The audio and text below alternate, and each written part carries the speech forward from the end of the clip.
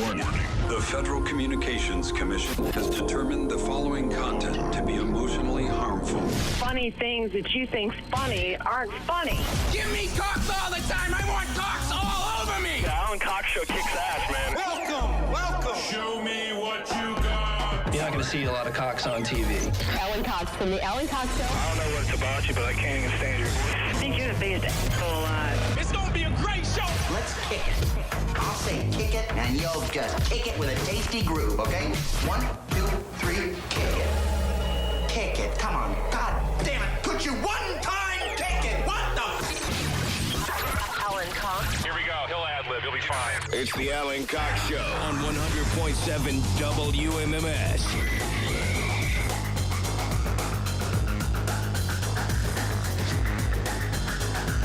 Hey, what's going on? Good afternoon. Hi there. Greetings.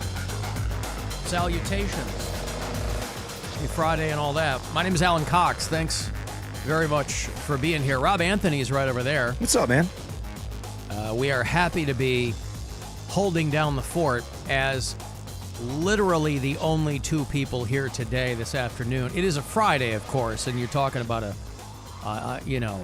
nobody around on a Friday. But I literally think we're the only humans, we're the only carbon-based life forms in a studio right now at iHeart Cleveland, Rob. That's what it looks like to me. I kind of did a little walk here on the periphery, and all the other shows that are on are either pre-recorded today, or maybe I bet they took a long weekend, right?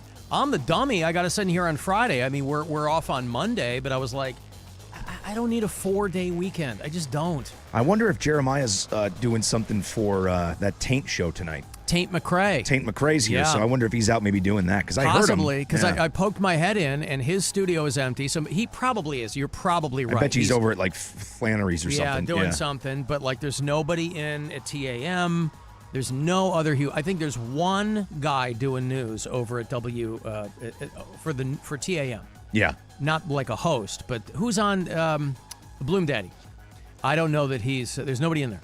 So in the actual news department, I think, again, this is all behind the curtain stuff, but, on a Friday, it's very, very quiet, as I'm sure it is in a lot of offices, not least of which on a holiday weekend. So I guess I did forget that part because we won't be here on Monday. But I was gone a lot of, like, random, you and I were both gone on, like, a lot of random days in the month of August. It was really kind of all over the place.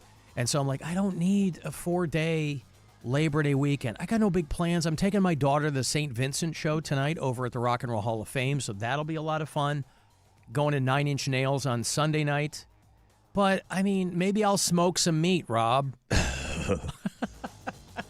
But other than that, like, you're going to be cooking this weekend or grilling or doing stuff, right? Yeah. I assume is your daughter coming home from college for the holiday weekend? She's on her way back. Yeah. She's going to that Taint show tonight. Oh, she is? We're going to the Guardians tomorrow. Yeah. And then Sunday, I'm not sure. That's probably when I'll do some cooking. Then I think she's going back Sunday night just to kind of get back and beat the crowd. And how were her first couple of days at college? She loved it. Do classes start on Tuesday? She started Monday. Oh, she did? Yeah, she already started. Yeah, so she'll her first full week today. Man, I was talking to my daughter because she was kind of sheepish about it, but I go, it's got nothing to do with you. It's not your fault. They jacked her rent up, right? She's in this house on campus there at Michigan State with like 7 of her friends, right? And you will never, ever get ripped off more in your life by a landlord than when you were in college. Because these guys the places are never up to code, right? You can have them inspected all the live long day, and they just collecting the checks and putting maybe a couple of bucks into the property. Yeah. And their landlord jacked their rent up, and I pay her rent. So I go, oh, that's totally fine. It's not your fault or whatever. But you'll just get hot under the collar looking at the houses that kids live in when they're in college. See, I was one of those nerds. I really liked the dorms. I had a room to myself. You walk downstairs. There's the cafeteria. I lived in the dorms for 4 years. I didn't care. I'm like, I wasn't drinking, right? So I'm like, I'm very neat. That was not conducive to living in a house with a bunch of dudes. Ugh. I talked to friends of mine that couldn't wait to get out. And listen, I understand if you're partying, I get it. But that wasn't my life in college. So I was like, I got a room to myself. I can go downstairs, get cereal in the morning. Oh, it was the best. I had no aspirations. I would go see friends of mine or whatever. They're like, yeah, we're living in this house, all these guys. I would walk in, it was like a goddamn hazmat suit to walk in there. No thanks, man. But, so your girl's in a dorm, though? Yeah, she is. Yeah, she's in one of the... a lot of schools, you have to live in the dorm first couple of years, yeah? First year, Yeah, and then she can do what she wants. But I think she wants to stay on campus. There's a couple of, like, upperclassmen dorms. So there's a bunch of freshman ones that she's in now, and then there's, I think, 2 or 3 upperclassmen, and then there's senior, like, condos. So that's not a huge school, correct? No, not at all. So it's not like, I mean, you're in the middle of nowhere. Yeah. And, I mean, how many undergrads at Mount Union? I don't know exactly. I want to say maybe 3,000. Okay. Yeah, it's not big, and I could be way off. That number's stuck in my head for some reason. That could be incoming freshmen, but I don't think it's that big. Yeah, gotcha. I mean, where I went to school, it was a huge campus, but it was not a huge undergrad student body. They called this tuition-paying units because all they cared about were the grad programs, right? They didn't care. They wanted the graduate student programs. That's what they cared about. So the undergrads, we were the ones that were like generating, I guess, the bulk of the money aside from grants and things like that. Yeah, so it says there's, according to this, there's like 2,700 students total. Okay, yeah. So yeah, small school. My freshman class had like 9,000 undergrads in it. Right. So a huge campus, but small. Okay, well, yeah. So all of our colleagues, none of our colleagues are here today, but I guess Well, they're all celebrating the long weekend. They're getting started early because, I mean, they're busy, man. They gotta party while they can because when they come back on Tuesday, boy, oh boy, they are just gonna hit the streets and just get out there and crush it. Go team! Is that what it is? You Go sound. team! I'm sensing it's dripping with sarcasm. No. Why? Are you crazy? Come on. Oh wow. I am all.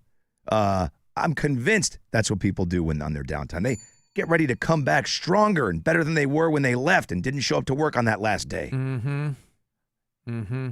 It's also an early dismissal day for Listen, iHeart. but also it's like one of those things where we've talked about this before, you know, it's an opportunity to kind of unplug, which I would really like to do. I just don't think I have that gene. Like I try to get better at it. I don't. I can't sit there and stare, you know? I got to read something or I got to start putting stuff together for whatever the next show is. Obviously, if we're off Monday, I'll be in here tomorrow morning doing some production, catching up on some things. And then Sunday, you know, get the 9 Inch Nails show. Monday, I will probably do nothing. Except Monday night, I'll start working on the Tuesday show. So Monday, you know what I'll do? I should get a massage. There you go. Hey! See? Get in there and... I don't know what I'm going to do Monday. They're not going to be open on Labor Day. There aren't going to be massage places open on... By the way, I mentioned yesterday, I know you and I both got the letter. I mentioned that I couldn't remember if we met Bill from South Jersey on the Floating Fandango. I had a vague recollection that we did. I was like 75% sure that we did. And of course, he wrote us and he was like, it's kind of hard to forget a 6'5", 330-pound guy, but we did meet you. Yeah. He was wearing his Eagles shirt, right? Yeah. And he and his wife came, so we did meet him, so that's good. Well, it wasn't... I guess I just forgot who it was. As soon as I saw the picture, I was like, oh, right, that guy. Mm-hmm. I just didn't connect the dots. I didn't know that was Bill from South Jersey until I was reminded. And they were staying in Beechwood. Yeah. He said his ride was interesting. Yeah. Ride on the bus was interesting, he said. My wife busted my balls about complying with the business casual attire policy for the Good Time 3. They have a policy like that? Yeah, but that wouldn't apply to the Floating Fandango. Well, probably just their regular rules on the website would be my guess. Wow. I've never heard of that. I haven't either. I mean, I would see Business people in casual. like flip-flops and tanks. What do you wear, khakis and a golf shirt? You're in a boat. I literally don't know what business casual is. I could probably figure it out. But Yeah, khakis and a button down. This to me is business casual. A long sleeve t-shirt and jeans. That's because right? we've never had to dress up for anything in our lives. I think. No. This is it right here, man. All right. I got a break. Last trip to Vegas for you this week around 5:30 later on. That puts you and a pal out there middle of next month for our iHeartRadio Music Festival. I'll have more Guardians tickets for you. You want to get to that Jerry Cantrell show, we'll hook that later. Comedian Brent Terhune is going to be back in. We haven't seen him in a minute. He's doing the Weekend at Hilarities, so we'll catch up with him. And if you want to text during the break here, 35192, you can listen on the iHeartRadio app, and you can watch if you want on our YouTube channel. The Alan Cox Show. On our free iHeartRadio app and your favorite smart device. Just tell it to play the Alan Cox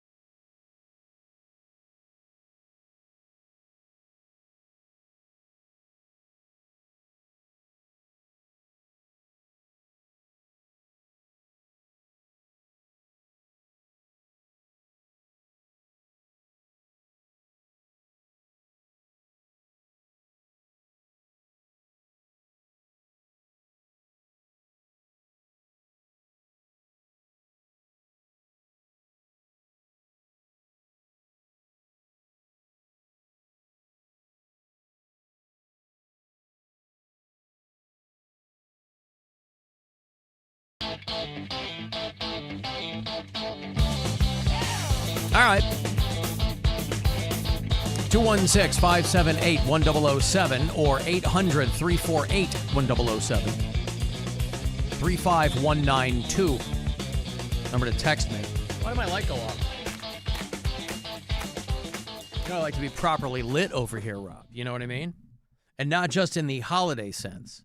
It's just my aura. When I sat down, it shut yours off because it was like, oh, we're bright enough now. I guess so, yes. Yeah. Rob walked in the room, and it was as though the sun had risen again. Yeah, my sparkling aura. On an otherwise dark and dank studio. Mm. You know, people think that we just come in here and it all falls into place, but everything here is very strategically. You know, Rob and I are two guys, if you ever meet us in person, you go, wow, you guys look different. Yes, because we've got salves and creams and lighting over here, and we've got to do all that kind of stuff. And makeup people. We spend a good 40 minutes before the show in hair and makeup, which is, of course, readily apparent if you look at either one of us. Yeah. A lot of hair and makeup. Hey, your Cleveland Guardians tonight are back at action at Progressive Field, hoping to have a better run against the Seattle Mariners than they did against the last couple of teams. But the Mariners are a good team. They're 72-62, so they're doing quite well.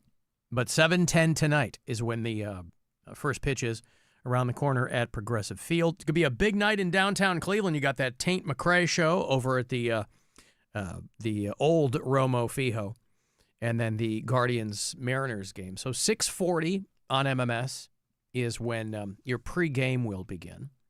And then you can hear Guardians baseball on the Buzzard and on the iHeartRadio app, by the way. I was reading, speaking of the Mariners, they've set a record. One of their guys did something not done since Mickey Mantle, a guy named Cal Raleigh for the Seattle Mariners. He hit his 50th home run of the season on Monday night. Wow.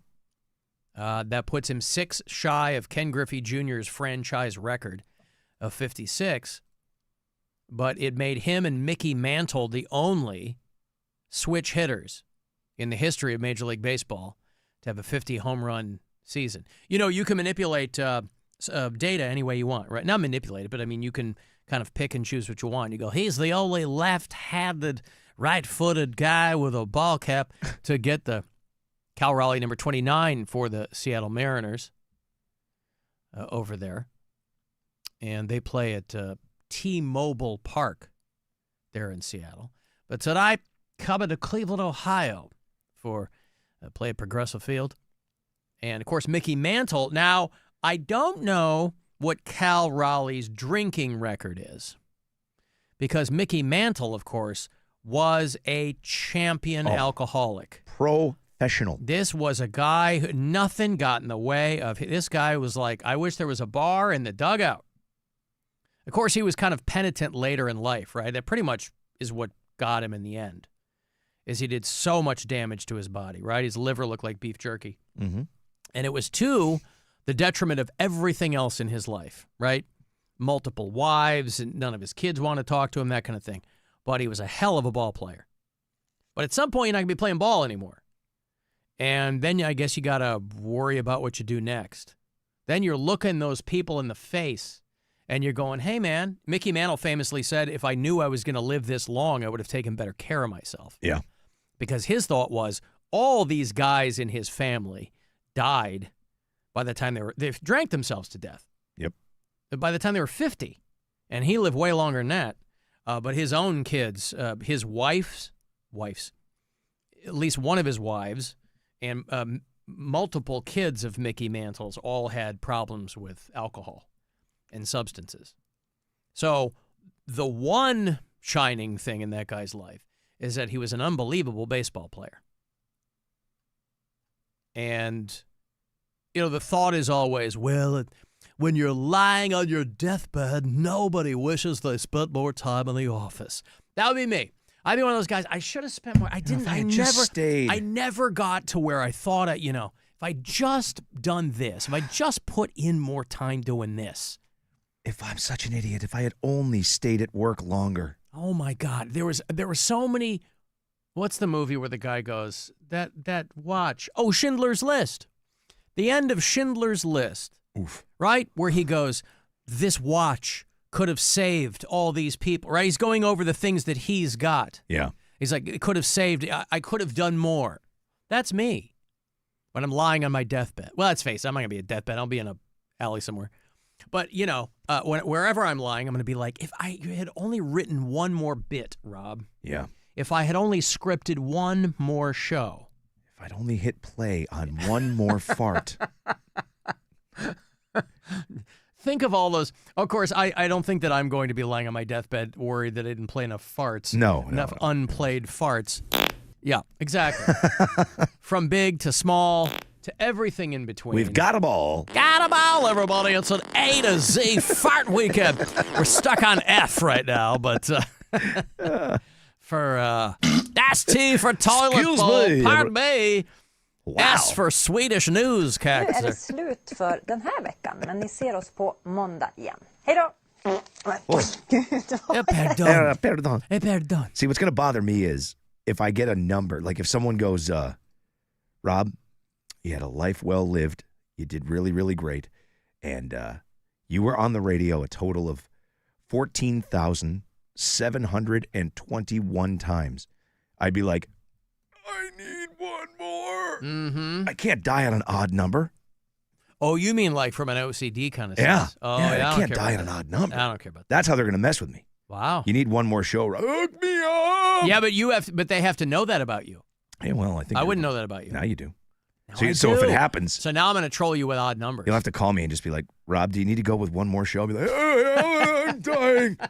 I need one more show. Rob, you can rest easy knowing that you finished 897 shows. No. No. Come on, lie down. Rest easy, I pal. need three more, Alan. You've done just fine. It's going to be in 2 years' time, I'm guessing. Antonio, el rattler del clip. Mm-hmm.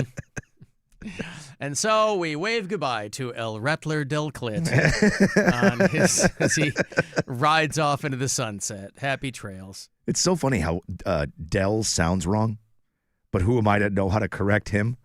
You know what I mean? Dell, I thought it was Day. I would have said Day, but, well, Dell, it is. Roberto Antonio, el rattler del clip. Yeah, I'll take his word for it. Anybody who can roll their R's like that, that's not me, man. I can't argue with them. I will defer to Ricardo on that. Yeah. If you listen to us on the iHeartRadio app, let me know where you do that if you're from out of state. Make sure you're on our map.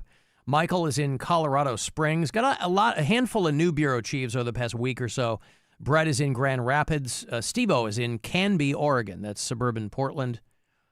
John is in Spanish Springs, Nevada. Nick is our only bureau chief in Compton, California.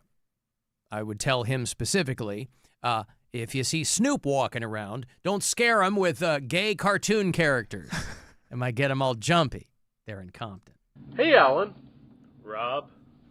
Listening to the podcast from yesterday, I had a question for you.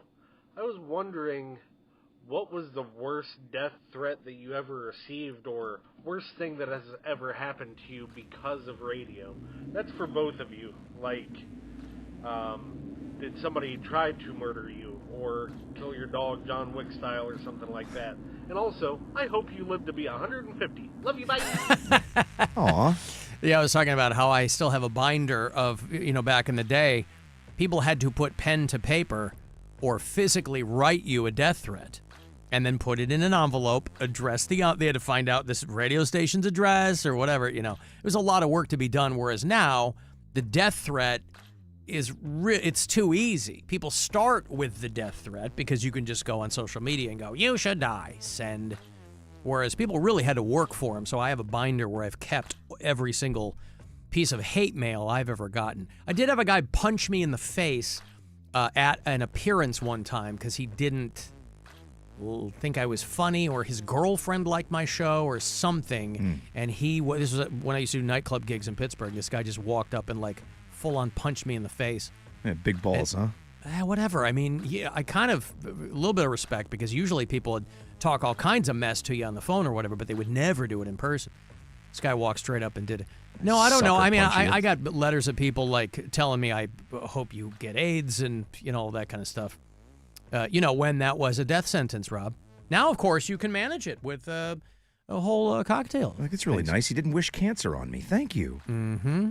That was the worst one for you? I mean, that's the one that springs to mind. I would literally have to go through that binder. I'd have to dig it out of one of my storage tubs and figure out what the worst one was. I didn't mind them if they were well written, by the way. It's the people who are like sending them to you in crayon and barely know what these words mean that are, they just got a full head of steam. But it's every once in a while you get a letter from somebody, you'd be like, they kind of nailed it. Those are the ones that get you in the ribs. But you got to remember, too, like back in the day, and I'm sure this might have been your experience too, Rob. Back in the day, the first couple of radio stations I worked for were like converted ranch houses. So they were in residential areas, right? And you knew where they were because the antenna was on the property. The transmitter was on the property. So like when I moved to I went from working on the 37th floor of the John Hancock building in Chicago to going to do my own thing in Kalamazoo, Michigan, in a converted ranch house where people could literally pull into the parking lot and walk to the window at the studio. It was ground level. And so that kind of thing, like on the window. So you always had to have the blinds drawn because you didn't know, even if it wasn't somebody who wanted to do anything malicious, they just knew where the station was, knew they could walk up. So you'd get drunks and things like that, but you never knew what was going on. It was crazy. You get to a point where you're working like in and yeah, we're on the ground floor here, but it's like, there's security and things like that. Ish. Well, you know what I mean? Well, yeah. It's not like nobody ever gets in, but, right. At least there's big enough space to run around in here. Yeah. But I've never felt unsafe in this establishment. Only once. When it was like a homeless guy got in or something, and before I knew who Brother ADX was, when I saw him standing in the lobby that day, I got he walks in like a trench right coat, in, and I'm like, this is going to be bad. And then I had to go out and tell him to leave. I still don't know how that kind of stuff happens. I guess you barnacle yourself in when there's like an Amazon delivery or something. I think one of the salespeople were like, "Oh yeah, come on in." Oh, I see. Yeah. Oh, here you look perfectly fine. Sales. Come on in. Mm-hmm. Well, that's the trick, though. People roll out the red carpet for you if you're well dressed. Yeah. I never had really any. But you never worked in like a ranch house radio station? Oh, I did, yeah. Yeah, of course. Yeah. So you know what I'm talking about. People could literally walk up to the window of the station and knock on it. Yeah. I never had any of that. Never anything like violent.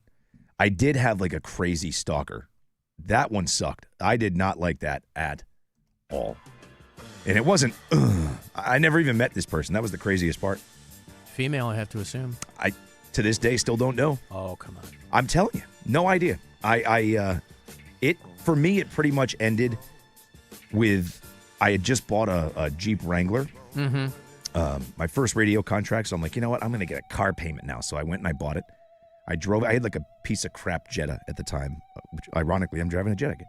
But it was an old one, just smoked like crazy, just piece of crap, the turnout sunroof. I pull into the parking space in my new Jeep. I walk inside. I tell my program director, dude, you're not going to believe this. I just bought a Jeep Wrangler. Come check this out. It's 2001. Walk outside. The side of it is unzipped, and there's flowers and a card that says congratulations on your new vehicle. Really? Yeah. And her name. I'm guessing it was her. Well, I mean, if it was flowers and anybody paying attention to a Jeep with respect, usually a woman. Well, yeah. I mean, listen, I liked it, but no, yeah, I understand. That was it. Freaked me out really, really bad. And I thought at first, I'm like, oh, this is somebody just dicking with me. The thought being that this person followed you there. Yes. And then when you went in, snuck up. See, that's the thing. I don't think I'd want any vehicle where the windows zip. Yeah, I know. Well, yeah, I get it. I did. I always wanted one, and I bought it, and that was the only time I ever had a problem. But somebody can knife your windows. Did they key your car? No, they knifed my windows. Yeah, and then they looked at the security tape, and we saw somebody come. They pulled up in a car, got out, walked over to my car, unzipped the window, put it in, left. But that wouldn't have been the only interaction. I mean, that's... No, there was a lot of, things that would happen. Right. People had notes and letters and things dropped off and things like that. But that was the first one that I was like, okay, there's more than what's actually... okay, yeah, people will bring things to the radio station. They'll drop off a letter or something. They'll leave it in the front. This was on a vehicle that I literally just picked up, that morning. So after a while, you I'm sure, wanted to know what this person looked like. It stopped as fast as it started. So you never met her? No, I talked about it on the air. And I was just like, I'm like, look, Is any guy in our line of work, younger man, single dude, right? Yeah. You'd want to know what she looked like. No, I didn't. And then you would make the decision. No way. You know if she was hot, yes. Way. Dude, I'm telling you, no way. You're like, this chick is crazy. That's a different level of crazy. I got to see what she looks like. There's crazy good in bed, and then there's crazy open up your brand new vehicle that you bought 20 minutes before and leave you flowers. Well, two things can be true. Sure. No. I'm just saying that if she had rolled over to you like what's his name from the Goonies, you would have been like, "Hey, this has got to stop." Well, but if she was like crazy hot, you would have been like, "Well, let's talk about this and figure out where you're coming from." And you also have to assume that that's not what it was. Anybody that's going to go to that length to chase me? I mean, look at what you get here. This is it. Right here's what you got. This is what I've looked like since I was like 11. Could it be that Jeep dealership was so committed to customer service that they forgot to give you your like my parting flowers? Yeah, you know, like when when they brought back the VW Bug, they had the little flower holder on the dash, right? A little bit of panache for the purchase. Maybe that Jeep dealership forgot to leave you a note and some flowers, and they sent the salesman out. You know, I know my... we're trying to keep a reputation here at Springfield, Mass, Jeep, Dodge, or whatever. I worked for the guy at one point, too, with the manager, so I'll shoot him a note and ask him if that was normal practice. My buddy Norm, I stayed in touch with him over all those years, so I will. I'll text him and say, hey, if you forgot to give someone flowers and a card, would you drop those things off after that person purchased it like 20 minutes earlier? And if he says yes, I'll get right back to you. Alan, people still send letters. I got a letter in the mail. It's from Ramrod. Got a letter in the mail calling me an effing loser and I suck. And I tip everywhere. They got my name and address off my credit card and even paid for a stamp. Imagine that, right? Hey, you didn't tip as much as I'd like. So they send you a letter. Could you imagine? Hey, you came to but you're going to know who your waiter was. You're going to know who sent you that. You go back to the restaurant with paper evidence and go, hey, I got this in the mail. What's going on? I didn't send that. What? Who? Yeah. Wasn't me. Could it have been like a girlfriend at the time who was still sweet on you? No. It wasn't the girl who's on OnlyFans now? The girl, no. Oh, God, the girl I was dating at the time was not even aware that I purchased a vehicle. Okay.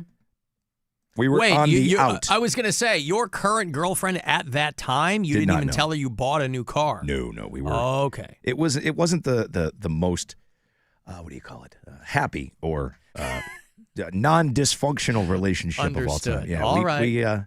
We did better off not together. I see. You were quiet quitting each other. Yes. Yeah, or loudly quitting. I don't know what the particulars were. Yeah. But yeah. Oh, I heard you got a new car. Yeah. Oh, you want to do anything tonight? No. Okay. All right. I'll see you later. Okay. That's kind of where we were at that point. Right. Brian and Lorraine, somebody tried to get into my Jeep by unzipping the top in the middle of winter, but it was so cold that the window cracked and broke. Yeah. Listen, man, all kinds of wild stuff. And that's not even the work of a stalker. That's just some dip shrimp out there that doesn't know their physics. I think I think it was just once I ripped her apart on the air.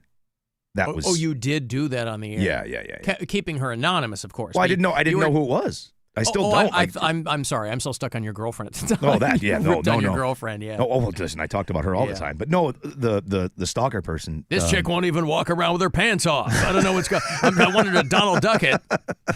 I've been asking for months. Yeah. Yeah, no, it ended. I talked about it, and I'm like, this is just as inappropriate as it gets. And a great story, though. Yeah. I mean, for the air at the time, great story. Oh, it was great. Yeah. Got me a lot of points, too. Single Rob. Yes. Oh, look at the poor guy's being chased by a stalker. I'm going to save him. And you know what? At least he has a sense of what's appropriate. Yeah. A lot of people don't. He's a really nice guy, I bet. He sounds like a catch, and he's got a Jeep. He's a really nice guy, I suppose. Hey, Rob, you're not one of those dummies that puts those stupid ducks on the dashboard, are you? No, when I had mine, they hadn't started doing that yet, so I thank God. I guess the Jeep Wave wasn't enough. The They're Jeep like, Wave, I need everyone to pay attention to what I'm driving. And every one I had was a manual. I had 3 of them. And I want another one. Yeah. Well. Hey, you want to go see the band Set It Off? They are coming to Cleveland to play for you, and not that far off. Saturday, November 1st. Set It Off with a handful of bands. Fame on Fire, The Pretty Wild, and Vana. Ticketmaster.com for all the details. I've got 2 tickets left. You can get my final pair this week to go check out Set It Off in a couple of months. For caller number 10, good luck. 216-578-1007 or 800-348-1007. The Alan Cox Show on 100.7 WMMS. Rover's Morning Glory. Charlie, you said for enough money you would cut off your balls, but Chelsea just sent a text message. She says that's their favorite part of a guy's body. She loves them. Crystal, are you into balls? I guess I like the balls too. Really? Yeah, especially the slapping. They're fun. I don't know. These little fun bags, I don't have them. They're interesting to me. Isn't that weird? Slapping sounds. Could you take or leave balls? I don't really think much about balls. No, it doesn't really cross your mind. I don't really think I could use a good ball slap. I never put much stock in a ball slapping. Rover's Morning Glory. Weekdays on 100.7 WMMS and 24/7 on our free iHeartRadio app. Sarah Spain for iHeart Women's Sports, presented by Discount Drug Mart. After dropping as low as 9th in the league standings back in July, the Las Vegas Aces clinched a WNBA playoff berth and moved into sole possession of second place in the standings with an 81-75 road win over the Atlanta Dream on Wednesday night. The victory is the Aces' 12th straight, tying the franchise mark for longest win streak. For more women's sports stories, subscribe to Good Game with Sarah Spain on iHeart Podcasts. Discount Drug Mart is open Labor Day until 9 p.m. for all your last-minute Labor Day celebration needs. One quick trip to your neighborhood Drug Mart and you're back to the party with everything you need to say goodbye to summer in style. Discount Drug Mart saves you the runaround. Leaking water heater. Just call sales! Just call sales! Jeff Kinsbach here with the best. Rich Claiborne of Claiborne Ford talking about the Ford Summer Sales Event. Jeff, this summer, find the most attractive offers of the year on every new Ford. You got a great example. Through Labor Day, lease a well-equipped 2025 F-150 Super Crew 4x4, only $650 a month, 36 months, only $650 due at signing. No security deposit, 25 cents per mile over 36,000, excludes tax and registration. Expect more from Claiborne. Visit Claiborne.com. With the iHeartRadio app, your favorite radio station fits right in your pocket. Live shows, news, sports, exclusive music channels, and voices that don't just go viral. They're the voices of your local community. Join the millions who already have it. iHeartRadio, the #1 app for radio. Jake from State Farm. I just beat my running PR, so I'm celebrating. Keep celebrating when you bundle and save with the State Farm Personal Price Plan. Like a good neighbor, State Farm is there. Prices vary by state. Options selected by customer. Availability and eligibility may vary. Charlie here telling you to buckle up for the last blast of summer with sizzling August deals at Classic Chevrolet in Mentor. I just picked up a 2026 Equinox and this baby drives like a dream. Come in and talk to my dude, Jeremy Hamilton, and his award-winning team at Classic Chevy. Are you looking for a truck? Well, how about a 2025 Chevy Silverado LT Double Cab 4x4 for just $329 a month? So head to Classic Chevy in Mentor or shop online at driveclassicchevy.com. Together, let's drive. Retired courtesy vehicle, $29.99 due at signing plus taxes and fees for 36 months, 10,000 miles per year. This is the story of the one. As a safety manager at a manufacturing plant, he does everything he can to keep his coworkers safe. From finding ways to reduce risks to keeping safety supplies in stock. And for that, he relies on Grainger. Grainger offers a broad range of quality products and next-day delivery, so he can always play it safe. Call 1-800-GRAINGER, click Grainger.com, or just stop by. Grainger, for the ones who get it done. With the Cedar Point MVP, our most valuable pass, you'll get access to every Six Flags park. That's over 40 parks for just 10 payments of $750 now through 2026. Over 40 parks. That's a lot of numbers. So here's our math department to tell you even more. Let her rip, Poindexter. So that's 1,099 rides, 970 water slides. Wow, 130 miles of coasters. Now that's a road trip. 282 families. Get the MVP of park passes on sale for a limited time only at cedarpoint.com. Restrictions apply after initial payment plus taxes and fees. Hey, Mackenzie here for Ken Ginley Volkswagen, where you'll find a great selection of VW models. Drive the 2025 Tiguan S, $245 a month, $245 at Ken Ginley Volkswagen North Olmsted in Willoughby Hills. I want to see you and a Ken Ganley VW. 27-month lease, $39.99 down, 7,500 miles per year, plus tax, title, registration, and doc fee with no security deposit on approved credit through 4-leaf FCU. Sale price $30,515, Gen 3BB, CR7, RM7, SM04131, expires 9/2/25. Twisted Tea Hard Iced Tea just got harder with Twisted Tea Extreme. Twisted Tea Extreme is made with real brewed tea, goes down smooth, and an 8% kick of alcohol.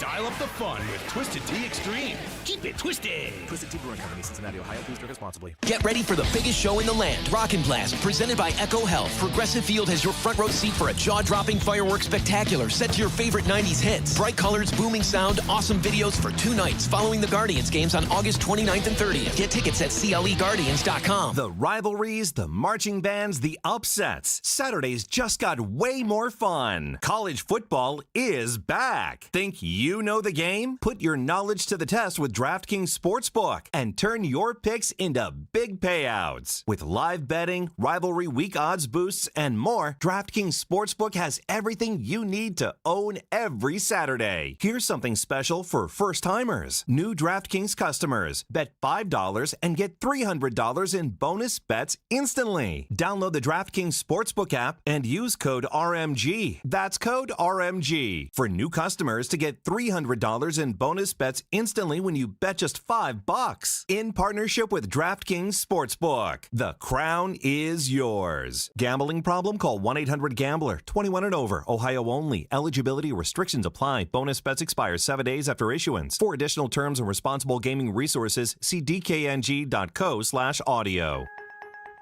When people think sleep apnea, they think CPAP. Now at Advent, we do all we can to help sleep apnea sufferers avoid the CPAP machine.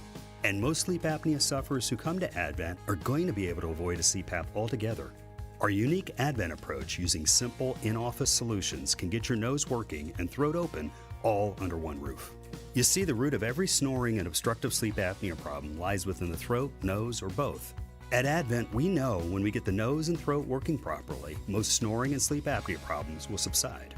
And we have the most simple and convenient, ultra-effective in-office solutions that can do just that.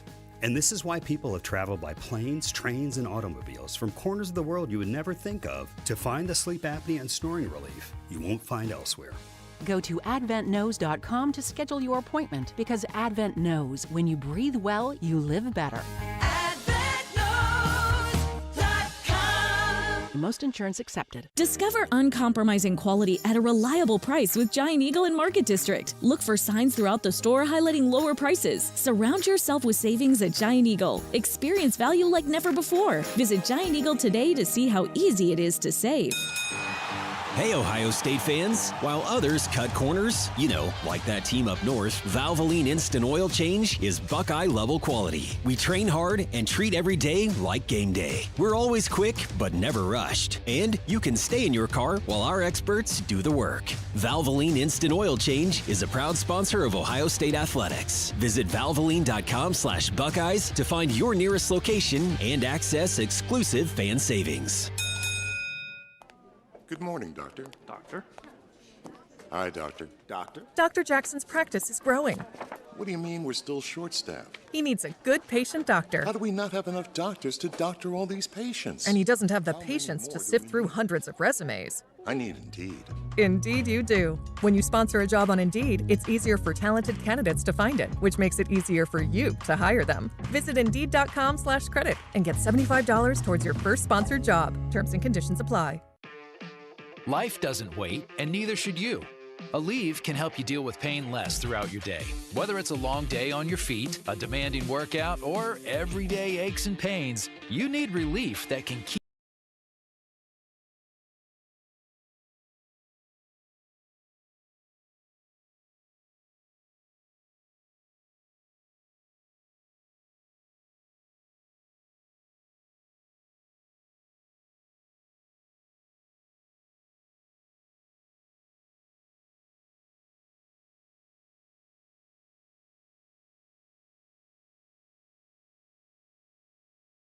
Hello, we're glad you're here. If you need assistance or just have a question, our associates will be glad to help you anytime. Call the Alan Cox Show, 216-578-1007 or 1-800-348-1007.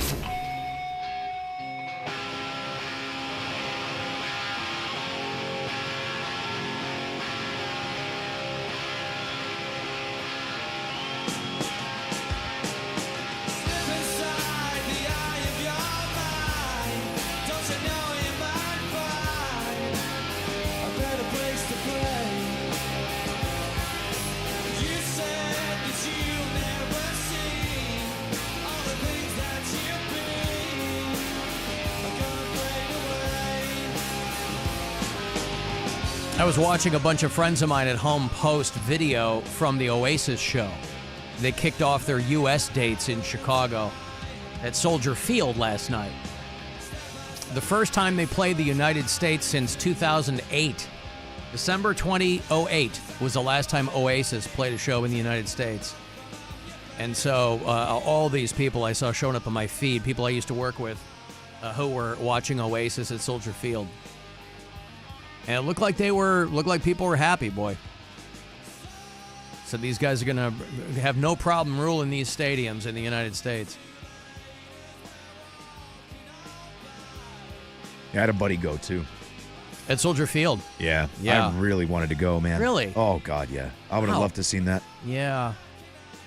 And that was my question. I'm like, and again, I'm fine with Oasis, but it's not somebody that I would, like, bend over backwards to go see. But my thought was always, are they going to be as big of a draw here as they would be in the UK? And judging from Soldier Field, the answer is an unequivocal yes. Yeah, they sold out in seconds everywhere. Yeah. Yep, sold out 52,000 seats at Soldier Field. And then they did a pop-up store on Milwaukee Avenue, which if you're familiar at all with the geography there in Chicago, that is a long way from Soldier Field. People were lined up down the street to buy merch and stuff for a pop-up. But listen, good for them, right? But I wasn't quite sure what was happening at first because I didn't know that they were playing. I didn't know they were kicking off the U.S. dates last night. Like I said, I haven't really been keeping my eye on it. And then I saw all these people I know posting video and things like that. So good for them. Pretty impressive, I guess. Wondering who opens for these guys on the road. It was Cage the Elephant. This was like one of the really? biggest things they've ever gotten to do. Well, I was going to say, if you get asked to open for a band that's playing football stadiums, good for them. They're doing the whole thing. Yeah, I like them, man. That great band. Same management company as the Metallica guys. Aaron, you know that. Q Prime. Yeah. So she was there last night. I'm like, what? No tickets? Thanks. Yeah, I see who my true friends are. Yeah. Yeah, right. 31 years since Oasis first performed in the United States and 17 years since their last performance in the U.S. They kicked off the U.S. dates. And what? They're only doing a few right? They're not playing Des Moines. And, No. They're playing like the major markets. Yeah. So they ain't playing Brown Stadium right now. And it looks like they're getting along, man. They're still coming out hand in hand, laughing, having a good time during the show. Liam's not just sitting on the speaker with a grumpy face while Noel's singing. And by the way, a hell of a set list, like 24 songs. Yeah. Right? Yeah. And everything you want. Everything you want. Every single hit. Yeah. Closing out with Champagne Supernova and Wonderwall. I would leave then. Like, I don't need to see that. You know what I mean? Like, that's not your encore. For me, at least. I'd be like, cool. I think that's absolutely when you beat the crowd. encore. Really? Well, you beat the crowd. For me, I mean, I wouldn't. Oh, yeah, right. But they're going to save those two songs for the end. Yeah. Biggest hits they ever had. I would want to see, because I kind of like the B-sides a little bit more. I like Do You Know What I Mean? Yep. I like Live Forever. Rock and Roll Star. I like Supersonic. I like Morning Glory. Yeah. So, I don't know. I mean, if somebody was like, hey, I have 2 tickets for Oasis, do you want to go? I would say absolutely. But there were people paying thousands of dollars to go see Oasis. I'm like, I don't care even remotely that much. Yeah, I couldn't do that. Well, But multiple reasons. I don't have the money to do it. But I also I wouldn't pay that for anybody. Yeah. Alan, I saw Oasis at Lakewood High School in the late 90s. Oh, good for you. Lakewood High School. You sure that wasn't a local band called Oasis? It's called Noasis. Yeah. The tribute band. Foasis. Yeah, they just walk out with, he's wearing a parka, and he's got like a brush cut and sunglasses. Yeah. Hello, we are Foasis. I mean, I think I don't know. I'll take your word for it, but by the late 90s, those guys weren't doing high school gigs. No. So I don't know. Maybe somebody won a contest. We got high schools in the United States to write us letters and ask us to come and play for them. And as long as everybody don't mind a bit of foul language and fighting on stage, It'll be fine. How do you guys feel about the C word? Yeah. We use it all the time, but we don't mean it the same way you do. It's like a term of endearment around these places, man. Oh, you're just a silly one. Dave, are you excited to see Oasis on this tour? Yes, I am! Wow. Opening for him, I bet. I was talking to Corey Roddick earlier, and he's gone to see David Lee Roth twice in like the last week. Yeah. And he sent me and Pat Butler, you know, they're my co-hosts for 2 Hours to Midnight, which is our metal show. We'll have a new one for you tomorrow night, as a matter of fact, but I was kind of catching up with him, and I said all the video I've seen, and we've played some on the show, is just Dave throwing it around like it's a wet rag. Like, I know he wants to be Good Time Charlie, but, you know, he's got a gospel choir back there filling in all the gaps, because the initial word on, like, his very first show was that it was great. Like, oh, he looks great, and he sounds great and all that. But I'm like, every subsequent piece of video I've seen leads me to believe the exact opposite. Yes. So maybe they're just sending us, you know, stuff that's going to be sensationalistic because it's not great, but I don't know, man. And listen, I love David Lee Roth. I really do. And I would go to see him out of sheer curiosity. But if it was 90 minutes of what I've been seeing on TikTok and social media, I'd be like, what the hell's going on, man? Yeah. Because what are these videos? The ones that I've seen are people filming David Lee Roth, then turning the camera on themselves and like rolling their eyes or giving you an arched eyebrow and then turning it back. Like they can't believe they, you know. Or zooming in on the circus peanut he's packing in the front of his leather pants. So, you know, he's kind of up there like dancing and all that kind of stuff. But you mentioned the other day, he's gotten to that stage in his career where the audience is singing every other line. Yeah. And again, I don't expect anybody to sound like they did in 1979. I don't expect him to be screaming at the top of his lungs. You're not going to get that from David Lee Roth in 2025. I'm fully aware of that. No, but what I'm seeing, you shouldn't be getting either. Is what? What you're seeing, shouldn't be getting either. Like it Right, seems like it's really bad. He should be able to be hitting like and I don't even know if it's a matter of him The hitting basics. Hitting notes. You should, I don't know what he's doing. What I did don't Corey know. say? I mean, Corey's whole stance, what He I've loves seen. him. So, yeah. His whole thing so far has been like, you put respect on that guy's name, you don't crap on him, he's still out there doing it. Yes. And he's not wrong, by the way. He's not. But, I mean, it does kind of suck. Well, again, you're asking people to come and see you, and with every ticket purchase anybody makes, you are taking a chance. And so... But I feel like both things can be true. I think David Lee Roth can still be the legend that he is, and he can still suck in 2025. Yeah, I don't buy into that notion that you can kill your legacy. I don't think so. You've already done all that stuff. Nobody's going to take that away from you, right? Whatever level you're at now, you were still the cock of the walk. Pardon? Oops.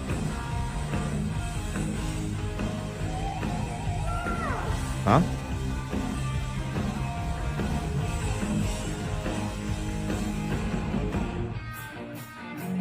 The fan who shared the video wrote in the caption. I don't want the commentary. I want the video. Wrote, "I love Van Halen." There was that one I sent you. I don't know what. You just sent it to me? No, yesterday or the day before. Oh yeah, was you it did. Instagram? I don't remember where I put it to you, but if that one was maybe the worst I'd heard yet, because they were in the middle of singing and he was just like, yeah. Again, Ooh. I'm not holding the guy to the standard that he set in 1977. No, it's just that I don't know when people. No, that's the farting supercut. It's. Oh, thank you. I do seem to have a theme, don't I? That's okay. Anyway, I love David Lee Roth, and I always will. Same. When I close my eyes and I think of David Lee Roth, he's the guy standing in front of the mirror in the chaps, backstage, before, sailing across the stage on a guy wire. You know what I mean? Yep.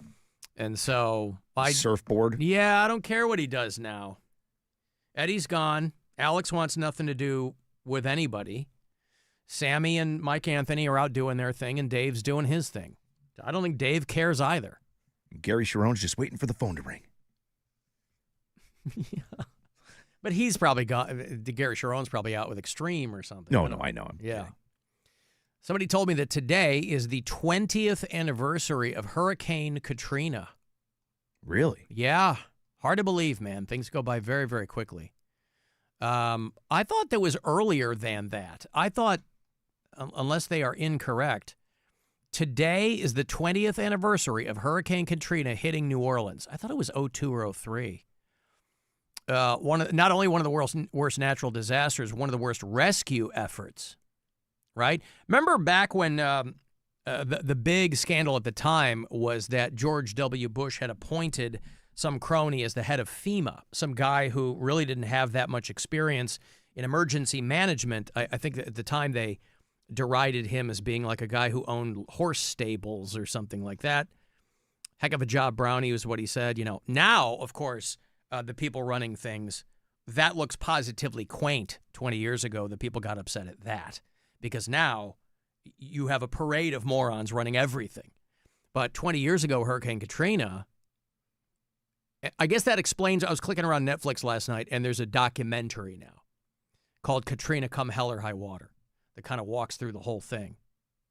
And, of course, the celebrities came together, that year at the Video Music Awards. I was there that year doing my show in New York for the VMAs. Kanye and Mike Myers. And Mike Myers, yeah, but they did like ever. Katrina Relief, Jennifer Lopez when she was still married to Mark Anthony. So it was like they were up there and the Dave Matthews Band. And they would have the Katrina telethon was when they would have celebrities and they were reading a teleprompter and trying to get people to donate money. And it was Mike Myers and Kanye. I've played the clip a billion times that George Bush doesn't care about black people. But that was obviously him going off script there. And Mike Myers he's just reading what's there. You can just hear Mike Myers, like, rear end slam shut. Whoop. Yeah. He's like, uh-oh, what do you do? There's now over 25 feet of water where there was once city streets and thriving neighborhoods. I hate the way they portray us in the media. If you see a black family, it says they're looting. See a white family, it says they're looking for food. And it's been 5 days because most of the people are black. They've given them permission to go down and shoot us. And subtle, but in even many ways more profoundly devastating, is the lasting damage to the survivors' will to rebuild and remain in the area. The destruction of the spirit of the people of southern Louisiana and Mississippi may end up being the most tragic loss of all. George Bush doesn't care about black people. And you just hear Mike, uh-oh. Well, that whole telethon was opened by Tim McGraw. And it was, once that Kanye thing really blew up, he went on all the talk shows. He told Ellen DeGeneres, he goes, that Tim McGraw song at the very open, he said, I was so touched by it that I decided when I was on camera that I was going to speak my mind. But, listen, Kanye, whatever you think of him, I mean, now he's a very different guy than he was 20 years ago. But even back then, right? I like Kanye. He's not the brightest bulb on the porch, but that's okay. He's got good flow. But in my mind, I'm like, even though that got all the attention, I was like, they really should. To me, it was a masterclass in the impact that can be made when people are candid, even if it's uncomfortable like that. Because Mike Myers, to me, and he's Canadian, very polite, right? He wasn't going to try to match Kanye's energy, but it made Mike Myers sound weird because like the devastation and the George Bush. He wanted to go as far as he possibly could away from that, though. Yeah, like you can understand him staying. I would have stayed on script too. Well, but even worse was everybody wanted to talk to Mike Myers after that, and he was like, "What are you thinking?" I mean, I guess that's a natural reaction if in the age of Entertainment Tonight and Extra and all the talk shows. He was like, I'm not going to slag Kanye West, and I don't want to talk about it. I don't know that he ever sat down with anybody about that. The story was not necessarily Mike Myers. Well, you can see what happened. There's no need to relive it. Watch it again. Yeah, go ahead. There it is. It's more profoundly devastating is the lasting damage to the survivors' will to rebuild and remain in the area. The destruction of the spirit of the people of southern Louisiana and Mississippi may end up being the most tragic loss of all. George Bush doesn't care about black people. Mm-hmm. Excuse me. Yeah. He just looked at the camera and go, yeah, baby, and just walked off. Does like an Austin Powers thing to try to get it back on track. Yeah. Alan, I was there too. Oasis played the Lakewood Civic Theater at the high school. Lakewood Civic Auditorium, March 2, 1996, with Oasis. All right, cool. Why? Somebody said Chris Cornell played there a couple days before he died. Really? Yeah, I don't know. The first time Oasis played here was at the old Grog Shop, somebody said, a long time ago. I wouldn't doubt that, but it seems odd for them. I mean, they were something in 96 already, weren't they? Yes. Alan, I saw a cover band back in the day called Van Halen. And I kid you not, it was a bunch of old dudes from Florida, hopped up on boner pills, and they were as bad as you would think they were. And everybody in the crowd, all the boomers, are going nuts for it. Hey, listen, the longer you can bring in your own, your audience will find you. Yeah. Because they like what you're doing. I love those tribute bands, man. Those things were so much fun to go to back in the day. Every state had a Dirty Deeds, Oh, yeah. It was terrible, but it was so good to like watch people dress up and try to do the Angus and Malcolm stuff. It's awesome. Well, we had there's a great documentary. I've talked about it before. A great documentary, probably also 20 years old, called Tribute. If you can find it, watch it. Might only be on YouTube, but I saw it when it was first out, and it's following these 4 cover bands. And one of them is a Judas Priest cover band. One of them is a Kiss cover band, and I forget what the other 2 are, but they're kind of a little bit more obscure. But it is a wild documentary. And part of it is the breakdown of the Kiss tribute band, because the guy who plays Gene Simmons can't determine where he begins and Gene Simmons ends. Oh, boy. Like, this guy really gets into it. But Kiss is probably the most replicated tribute band, right? Every we had 2 or 3 of them in Chicago. We had one called Mr. Speed. Oh, yeah. That I remember. You know what I mean? Like, and that's how easily they're confused, because you can have multiple tribute bands with the same name in different parts of the country. Did you guys have Little Kiss? I saw Little Kiss, yeah, but they weren't like a local tribute band. We had the 2 I remember in Chicago. The Kiss tribute bands were Kings of the Nighttime World and Mr. Speed. We had a Mr. Speed too. Yeah, I remember going to see Mr. Speed like in the early 90s. I wonder if maybe it's the same band. Maybe they just tour. Like, I mean, you see like Britt Floyd and all that stuff. Maybe Mr. Speed was a touring Kiss tribute band. Maybe. Obviously, tribute bands so that you know who they are. Kiss is easy because you're going to see the photo and know what they do. But, invariably they would name the band after a song. And so you're going to pick one that sounds cool, right? You're never going to be in a Kiss tribute band called Christine 16 because, skip over that one. Yeah, or War Machine or anything like that. You want it to sound. We Are Love Gun, thank you. Well, that too. Yeah. Yeah, those were out there. Hey, join us for Detroit Rock City. I like the tribute bands that didn't know enough songs from one band or didn't want to spend so much time with one band. So they learned a bunch of songs from a bunch of bands. And I don't mean like the, pop hits of the 80s and 90s. I mean bands that were attributing 3 specific bands. Yeah. Right? All kind of similar, but they'd be like, the best hits of Boston, Journey, and Creed. They would kind of throw you a line for the more contemporary stuff. Hey, everybody. What are you guys? We're a Kiss tribute band. Oh, what's your name? Beth. Oh, all right. Yeah. Cool. Uh-huh. That's great. A Kiss tribute band, why aren't you wearing makeup? No. The Prince song Kiss. Yeah. We do 4,000 versions of the song Kiss by Prince. We do a reggae version. We do an old-timey version. We play one song multiple ways. Yeah, it's just one long song. We just change it up in the middle. We got a dubstep version. We got the OG Prince version. Oh, we do. Anyway, we don't get a lot of gigs, but I'll tell you who David Lee Roth should be collabing with is that Lil Wolfie Van Halen. How'd you like to see Mammoth show up and David Lee Roth is fronting that band? Something tells me that ain't going to happen. All right. By something, you mean Wolfgang Van Halen himself telling you it's not going to happen? Hey, Rob, I heard what you were saying. That's never going to happen, you dummy. Yeah, thank you. Mammoth, WMMS, presenting Wolfie Van Halen and Mammoth at the Agora. We did this big MMS show with him back in May at the Foundry, and it was a blast. The Agora, bigger, obviously, Miles Kennedy is opening the thing. It's going to happen on Tuesday, November the 18th at the Agora. You can go to agoracleveland.com for all of the details and the info. You will get my last pair of tickets this week for the show. I think we'll see you there. So be caller 10. Good luck. 216-578-1007 or 800-348-1007. It's the Alan Cox Show. Everywhere on our free iHeartRadio app.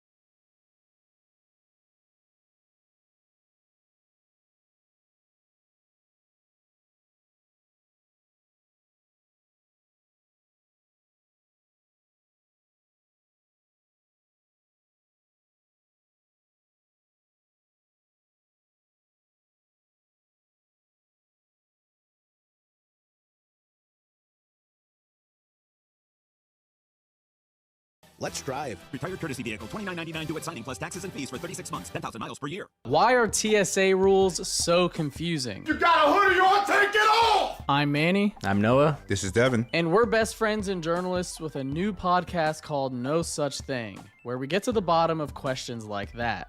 Why are you screaming at me? I can't expect what to do. Now, if the rule was the same, go off on me. I deserve it. Lock him up. Listen to No Such Thing on America's #1 podcast network, iHeart. Open your free iHeart app and search No Such Thing to start listening. The Alan Cox Show reminds you, don't text and drive. Unless that text is, hey, Mom, who was the drummer for Supertramp? That can't wait. 100.7 WMMS. I don't think my mom knows who the drummer for Supertramp is. I think I really played myself with that one. You played yourself, playa.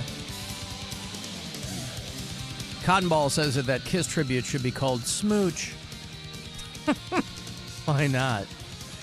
Yeah. Hey, your Cleveland Guardians are back at action tonight on the Buzzard and on the iHeartRadio app. Back here at home to start up against the Seattle Mariners, who are a very good ball club right about now. And so they will hopefully build on the successes that they've had the last couple of games. They were really in a bad spot about a week or so ago, but they are coming off a 2-game win streak. Anything more than one, I'm going with calling it a streak. And so they ended up taking the last 2 games of that Rays series. They will go to Tampa to play the Rays down there next weekend. But this weekend, they'll start up here against the Mariners. That's a 7:10 start tonight. 6:40 is when your pregame will get going. And you'll hear all of it here on your FM home for Cleveland Guardians Baseball 100%.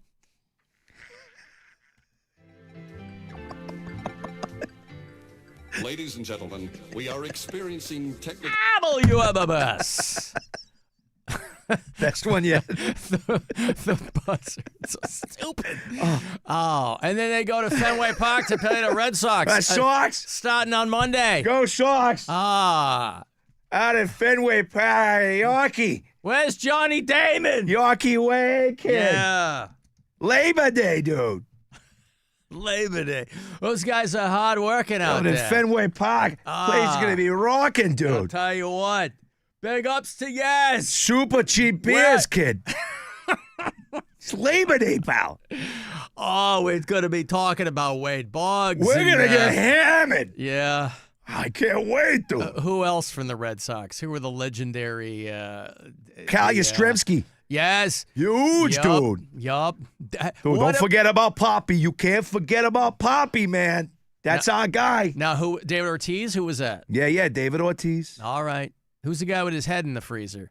Wasn't that... Oh, come on, dude. That's sacrilege talking about Teddy baseball that way, huh? Well, he was a Red Sox. Ted Williams, dude. Yeah, Red Sox. He's the Red Sox guy. I'm sorry. I thought Yaz was Dude, the he was Red the last guy to bat over 400, kid. What are you talking about? Wow. He was a Red Sox. He was the Red Sox kid. What's the matter with you? Jesus Christ. All right. Dude. What about Dennis Eckersley? Wasn't he a big Red Sox legend? Rest in peace, Eck. Rest in peace. Poor bastard. Yeah. Rip. Who was the guy that we had? Talking about Manny? No. Manny was here, and he came to Boston and crushed it, dude. Manny Ramirez. He was part of that 2011 team. He only played for both Sox. He was, Are you talking about Mo Vaughn, dude? No. We had him, Carlton Fisk. Oh, for Remember Christ's Carlton sake. Fisk? He only played for the Red Sox and the White Sox. That's the worst baseball stat ever. Well, Carlton Fisk. Didn't he win a World Series with the Red Sox? No, dude. The Red Sox didn't win a World Series. What's the matter with you, man? They didn't win a World Series from 1918 to 2004. Oh, wow. Yeah. All right. Jesus Christ. I guess you're right. Yeah, I know I'm right. I'm sorry. I was there, kid. I was a part of it. I remember Carlton Fisk as being a Chicago White Sox but he was also very famously a Red Sox. It's weird, though, because it's not when you refer to a singular player, you call him a Red Sox, but it's weird because the team is the Sox. It's misspelled, but it's not Socks. So an individual player. I know I'm being unnecessarily vague. I'm just saying, like... Why do you got to make baseball so boring, kid? Jesus Christ, he's a Red Sox player. It's what I do. Boston Red Sox? I take White Sox? Who cares? I take everyday subjects and I suck the joy out of them. Oh, my God almighty. All right. Listening to this. Christ. Enjoy yourself, kid. Ladies and gentlemen, we are experiencing getting hammered drunk. difficulties. Please stand by. Hey, we're not on YouTube, smart guy. Oh, look at that. I got to push that button here. Yeah. Dennis Eckersley is still alive. There you go, killing off people prematurely. No, he's not. I thought he was dead. He is dead. All right. Scheduled program momentarily. Please. Didn't Eckersley play for Cleveland? Dennis Eckersley was in Cleveland, wasn't he? I thought he was dead. I thought he was dead, too. I think he's dead. All right. I think Dennis Eckersley dead is alive. He's 70 years old. Who am I thinking about? Played for the Cubs, the Indians, the Red Sox, Athletics, and the St. Louis Cardinals. Dennis Eckersley. I was positive he was dead. Dude. No, he's not. He's 70 years old. Who was the other guy? I don't know. The other guy. I don't know. There's another. Christ. Don't know. I could have sworn that guy was dead. I'm also not a Red Sox fan. But... I mean, he's still alive. I'm sorry I killed you off, Eck. Love you, pal. Eckersley's wife left him for his then Cleveland Indians teammate, Rick Manning. Jesus Christ. Think about that. Maybe I was just talking about his marriage being dead. He asked to be traded. That's when he went to Boston. Your wife bangs one of your teammates. It's like the story in Major League. I never saw that movie. But I know it makes everybody's heads explode when I say that on the show that I've never seen Major League. In Cleveland. I know, right? I have never seen the entire thing. I've never sat down, front to back, watched Major League. I've seen I've been here 15 years. I mean, of course, I've seen like bits and pieces and blah, blah, blah. I get it. I've had Charlie Sheen on the show and, thing. But no, I've never sat down and watched Major League. You know who I was thinking of? Yes, I should. I was thinking of Tim Wakefield. Tim Wakefield's a knuckleballer. He died. Yeah, that's the guy I was thinking of. The name is very similar to Dennis Eckersley. Shut up. He's another pitcher for the Sox. That's who I was thinking of, dude. Yeah. Relax. Yeah. So Eckersley's wife has an affair with Rick Manning, who ends up getting married and then getting divorced. Wow, how about that? I mean, are you hanging out with, casually, and then she just goes, I don't know. I like the way he holds the bat. How's that happen? Heck was a pitcher. I guess so. Is a pitcher. Whoops. Rick Manning is the TV broadcaster for the Guardians. Is that true? Wow. All right, well, it's got to be weird when that's on your Wikipedia page. But hey, that was a long time ago, right? Thank God we don't carry the TV broadcasts here. Hots can be broken, but they can also mend. They can be repaired. Some tourist, where's this, overseas? Some tourist poured a beer into an elephant's trunk, and now he's being investigated. We've got to stop. I mean, I don't know this is an American tourist, but those stories always make me think they're an American tourist. Okay, this guy's from Spain. Whew, listen. It's not like the American image is going to be improved anytime soon, but listen, it's a death by 1,000 cuts. A Spanish guy, of course, filming himself, took a giant swig from a can of some local beer in Kenya and then gave the remainder to what they refer to as a well-known bull elephant at a Kenyan wildlife reserve. How do you become a well-known elephant? I mean, you're known to the other elephants, and you're known to the people who work at the wildlife reserve, but how do you become...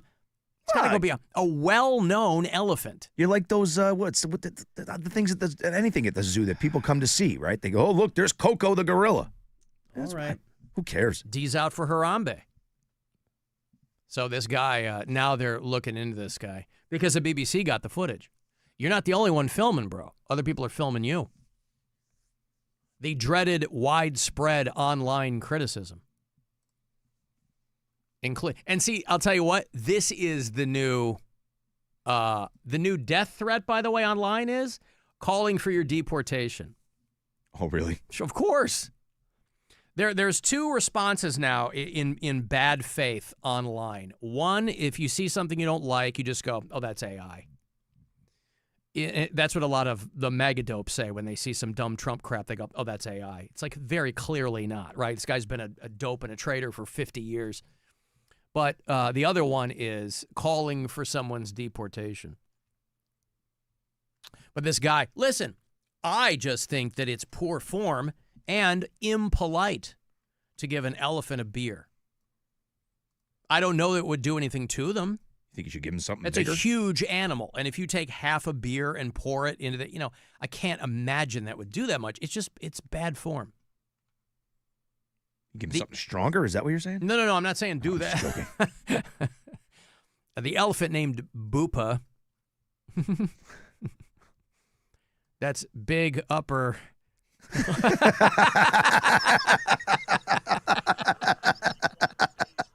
That's big upper pachyderm area. Yeah.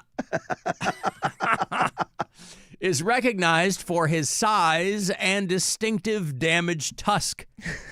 And he has lived at the Conservancy since 1989. How about that, man? Bupa. He got rescued from a mass of elephants in Zimbabwe in the 80s, and this thing here in Kenya is that place is well known for rehabilitating orphaned animals. And so they're like, oh, this guy's always filming himself doing something, like he's feeding elephants carrots, which seems nice, and giving elephants beer.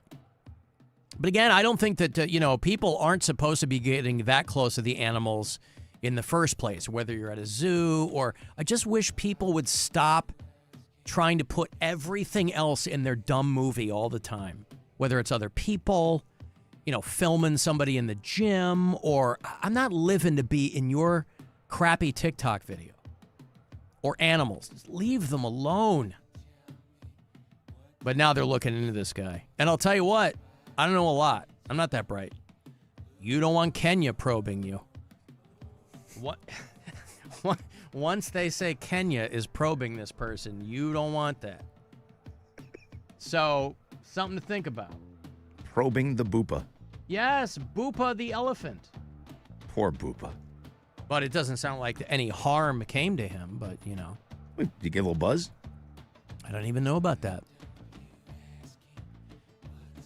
Apparently Gen Z likes ice in their beer. Speaking of beer, Gen Z likes ice in their beer. And somehow people are taking umbrage with that. There are groups of people, and I've said this before, and it's gotten me no small amount of ire from those groups, but there are certain groups of people who have almost no sense of humor about their hobby. Pit bull owners, cyclists, and craft beer enthusiasts, right? Those are three groups of people that are they take themselves way too seriously. I'm painting with a broad brush here. I'm just saying that, And so beer people, of course, are going to get all snippy about younger drinkers putting ice in their beer. And my thought is, people need to make up their minds, right? Because what's the complaint you hear about younger generations now is that they don't go out and drink at all. They're like, oh, they don't do happy hour anymore. Oh, they don't get together and drink with their friends. And now they're well, if they're going to drink beer, let them put ice in it. Who cares? You ever had a beer in Europe? It's room temperature, So I'm fascinated by what people do with things. That's how you learn new ways to do things. It's not revolutionary to put ice in your beer, but whatever. Maybe they want it colder. Maybe they want it eventually diluted a little bit. Go on like Gen Z food TikTok and your head will explode, right? They're putting ketchup on Kit Kat bars. And what did I say a couple of weeks ago, Rob? What did I eat as a kid? Peanut butter and mustard. Sandwiches. Now, I still haven't gone back to see if it holds up, but I did just buy a new thing of Chipotle mustard, and I'm going to try it with the peanut butter this weekend. But weren't you using OG yellow mustard, though? I am, but I mean, back in the day. Heinz just put out yellow mustard with Chipotle in it. No, right, but if you're going to go for does the sandwich hold up, shouldn't it see. be the OG mustard? I see what you mean. The unmolested mustard. I think you're going to have to go with the OG yellow. Okay, well, I will. I've got one of each. That was an impulse buy. I saw an end cap at Target a few weeks back, and the display was completely empty. Every other people who I guess were curious, the display was completely empty except for one last bottle of this Chipotle mustard, and I went, yoink. Let's see if it's any good. So once AC gets in the mix, Rob, that thing got completely empty. How do you like that? Imagine the next person who conceivably might have gone there specifically to find that. And they pull up. See you walking off with Sorry. You snooze. Prick. You snooze, you lose. So I say, put ice in your beer, man. Whatever you got to do to find some joy in your life that's not harming another person. You're not pouring an ice cold beer into an elephant's nose. But craft brewers and people in the beer community are the people who, you can't. Okay, calm down. Go home and shave and calm down, all right? I mean, who doesn't love a beer and a tomato juice or something? Ugh. What is that? Is it something shot? It's the Bull shalata. shot? What's the shalata? Isn't that the beer and the lime juice and there's some tomato in I thought it? just beer and tomato juice was like a bull shot? Something I don't like know. that. Possibly. I think as long as you're making yourself happy and you're not hurting anybody else. Alan Ted Williams' last at-bat was a home run. Okay. Cool. Yeah. Teddy baseball, dude. Uh-huh. Guy was incredible. Killer. A red eye. A red eye. That's what they call it. Alan, I put ice in my wine. You like what you like. Who cares? Yeah. I like wine, red wine and Coke. It's a Spanish drink. I forget what it's called, a calamocho or something like that. Yeah, you want to use crap wine for that, though, right? Well, you do. You want like a jug of red wine because Right. you're just putting Coke, but it's delicious. Delicious. I grew up in a town called Ludlow, and it's all Portuguese people. Good for me. I felt it was coming. And they would do orange soda in red wine. Oh, good for you. God damn it. Orange soda and red wine, like Crush? Like, yeah. I got to write this stuff down because these are things, I'm always looking for something that sounds wild or doesn't sound great, and then I go, it's awesome. Yeah, the Portuguese wine cooler. It would be orange soda and red wine. And like Carlo Rossi type, throwaway trash wine. Because regionally around the world, obviously most cuisine comes from what's available or what's around. And so why orange, was there an influx of orange soda for Portuguese people or what? I don't know. I don't know what caused it. I mean, we did have a soda company in town. Red wine and orange Crush. Soda. Any soda. orange soda, yeah. Okay. I mean, Orange Crush is if you're going to go for one, that's the one. Right? I think so. Yeah. But there's different kinds. There's Faygo. No thanks. Oh, pardon me. Okay, yeah, I got to write these down here. Red wine and orange soda. Yep. PB&M. Sunkissed, that's the other one. Yeah, I forgot about too. them. Ooh, what about boy. Slice? Fanta. Oh, man. Yeah, Fanta. I have to do an orange soda revisit. I mean, that's orange soda in 20 years. Only time I'll get orange soda is if I'm somewhere and it's on the fountain and I haven't seen it in 100 years. I'll be like, yeah, I'll do that. Yeah. Yeah. I'll get a Slice. You still haven't tried the, whatchamacallit, have you? The new Mountain Dew. No, I haven't. Call yourself a fan. Well, I'll tell you what. I got to write all this down. I really do. My brain is... No, somebody wrote me earlier. And he was like, hey, man, John was like, we were staying in Wilmington Beach down in North Carolina a while back and went to a liquor store, and there's a bottle of something called Captain Morgan Tattoo. Brand new rum. And he goes, I wasn't sure what to mix with it, so we went back to the condo one night. We're just kicking around and drinking. He goes, and all I had was in the room was a 2-liter of Mountain Dew Code Red. And he goes, and I mixed them together, and he goes, it was pretty goddamn good. So maybe consider that having to do with the labia roller coaster. What was the spirit? It was Captain Morgan Tattoo, some brand new rum that they dropped. All right. And he had Mountain Dew Code Red. Now, I've never been like a Code Red fan in general. It's never a go-to. But, and again, I'm not a massive rum guy, but he's trying to help out with the labia roller coaster. Mountain Dew and rum. That particular one. This would be a big weekend for me, Rob. Big weekend. Hey, how about those Cleveland Guardians? They are playing the Kansas City Royals, and I would love to send you. I got 4 tickets remaining. That's 2 pair, all of which will go to you. The game is Tuesday, September the 9th at Progressive Field. All the home game tickets are on sale. All the info, everything. Have that MLB Ballpark app on your phone. Makes everything much, much easier throughout the season. Guardians, Royals, 4 tickets for you, for caller 10. For Tuesday the 9th. Good luck. 216-578-1007 or 800-348-1007. The Alan Cox Show. WMMS. Buzzard Radio. Police will be out in force looking for impaired drivers this Labor Day weekend. How much have you had to drink tonight? Not enough to mess up our ABCs, Ossifer. All Labor Day weekend, the buzzard goes from A to Z. The best buzzard rock in alphabetical order. From Nirvana's About a Girl to the Pumpkins' Zero. Wanna go for a ride? We won't be able to walk a straight line, but we'll keep our ABCs in order. And you'll be doing them from a jail cell. Let's go. A to Z, Labor Day weekend. On 100.7 WMMS.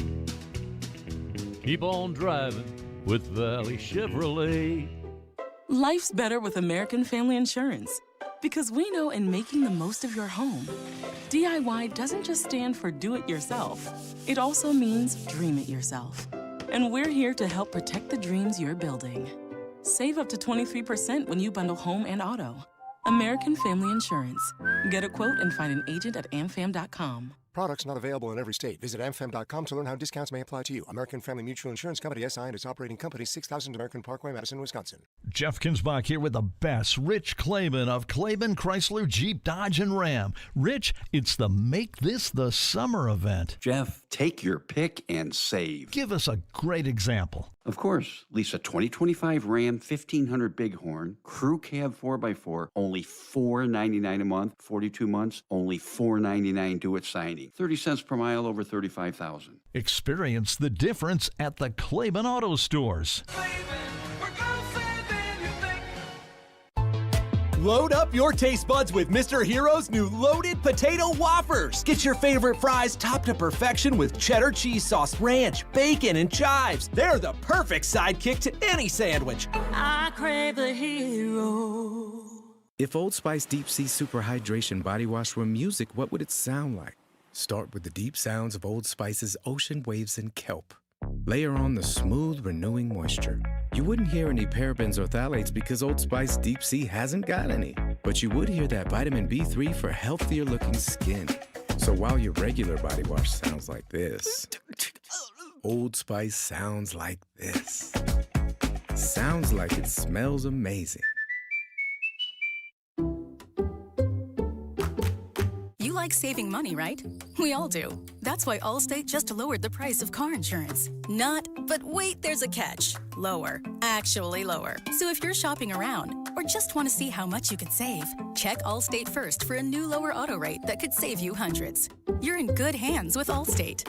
Not available in every state. Only applicable for new auto insurance business. Rates will vary by several factors, including how you purchase the policy. Potential savings vary. Allstate North American Insurance Company and Affiliates, Northbrook, Illinois. Kia of Streetsboro. 99 cents get you driving. Kia of Streetsboro. Kia of KiaofStreetsboro.com. 99 cents down and 0 excuses at Kia of Streetsboro. What's that mean? Right now, drive home in a brand new Kia with only 99 cents down. That's right, less than $1. And we aren't stopping there. Get 0% interest on select new Kias. That's 0% APR, 0 stress, and 0 time to wait. Get a brand new Kia K5. Get 0 hassles on the Kia Telluride or drive away in a fuel-efficient Kia Forte. All with low lease deals and financing as low as 0%. Put more of your money in your pocket. Got a trade-in? We'll give you up to $5,000 over Kelley Blue Book for it. 0 excuses at Kia of Streetsboro. Get to Kia of Streetsboro today right off the turnpike or seize the road at KiaofStreetsboro.com. Driven to exceed expectations. Kia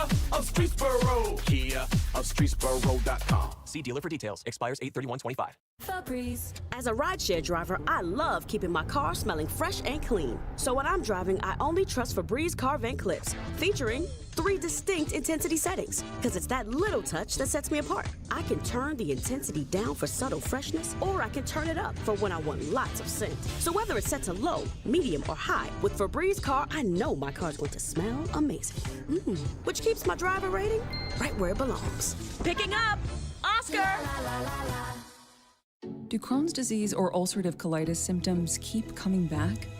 Tremfya, guselkumab, may help, with rapid remission achieved at 12 weeks and lasting clinical remission at 1 year. Some even saw visible improvement of their intestinal lining at 12 weeks and 1 year. Tremfya is a prescription medicine used to treat adults with moderately to severely active Crohn's disease and adults with moderately to severely active ulcerative colitis. Serious allergic reactions and increased risk of infections and liver problems may occur. Before treatment, your doctor should check you for infections and tuberculosis. Tell your doctor if you have an infection, flu-like symptoms, or if you need a vaccine. Healing is possible with Tremfya. Approximately 3 out of 10 patients were in endoscopic remission at 1 year, based on areas visualized on colonoscopy, which may not represent the deeper bowel layer or entire GI tract. Individual results may vary. Ask your doctor about Tremfya today. Call 1-800-526-7736 to learn more or visit tremfyaradio.com. Get ready for the biggest show in the land, Rockin' Blast, presented by Echo Health. Progressive Field has your front row seat for a jaw-dropping fireworks spectacular set to your favorite 90s hits. Bright colors, booming sound, awesome videos for 2 nights following the Guardians games on August 29th and 30th. Get tickets at CLEGuardians.com. It's the Ford Labor Day sale event at Valley. F-150 and Lightning, Escape, Explorer, Bronco, Expedition, Mustang, and Mach-E. All brand new 2024 and 25s. Buy yours with 0 down, 0 payments for 90 days plus 0 APR for 48 big months. And all with a 2-year premium maintenance plan added. Hurry in by Saturday and choose from over 600 in stock at both Valley Ford of Huron and in Valley View 2. Keep on trucking with Valley Ford Truck. Live radio, trusted DJs, breaking news, live play-by-play, endless music, and podcasts just for you. It's the free iHeartRadio app. Radio your way. Join the millions who already have it. Download the free iHeartRadio app. The #1 app.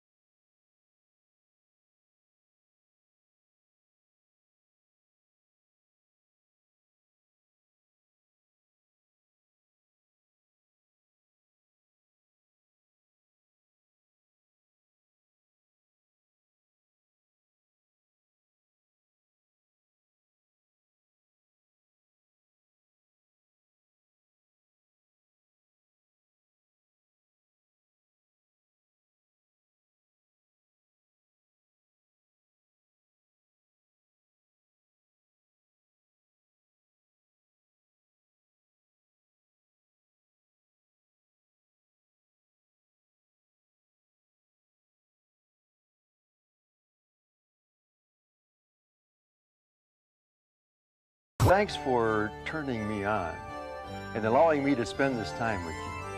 I hope I can turn you on. 216-578-1007 or 1-800-348-1007.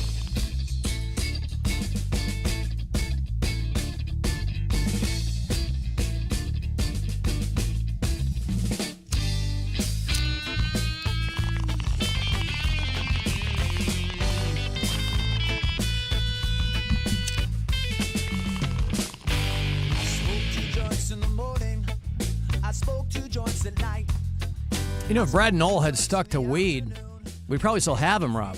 Yeah. Right?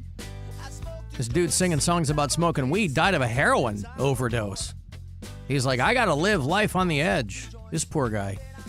They were just starting to blow up, right? They were in the middle of like a mid-90s. They were in the middle of a tour through Northern California. They're going to go over to Europe.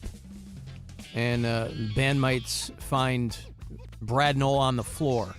Already dead. Heroin overdose. And now his kid is fronting Sublime and sounds exactly like him. Yeah. Here in Ohio, they determined there was a massive records breach for medical marijuana cards. Over 1 million records of people with Ohio medical marijuana cards was breached. And so do with that what you want. You know, people who are part of the medical marijuana community, but also just in general the marijuana community, they're fundamentally can be paranoid, Rob.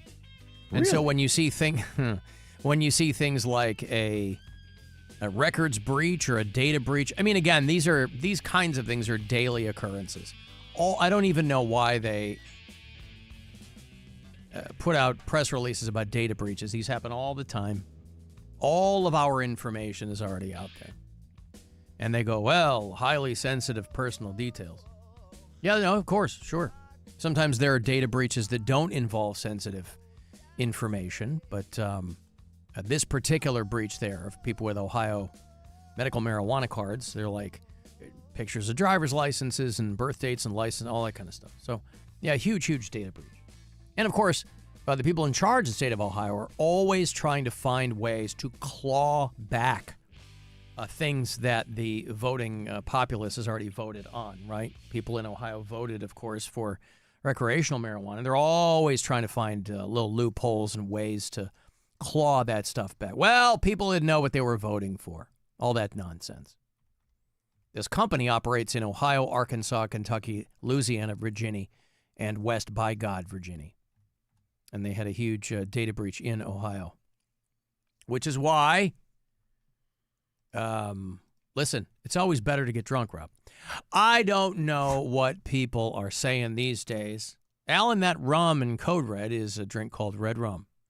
I get it. Red rum. Tommy says his mom mixed, you ready? Mad Dog Grape, peach schnapps, and Diet 7-Up for 40 years. She was drinking it until the week she died at 80 2 years ago. How about that? I wish we could have hooked up Tommy's mom with Drunk Sue. I was expecting that to sound much different. She drank that each and every single day of her long 47-year life. Right.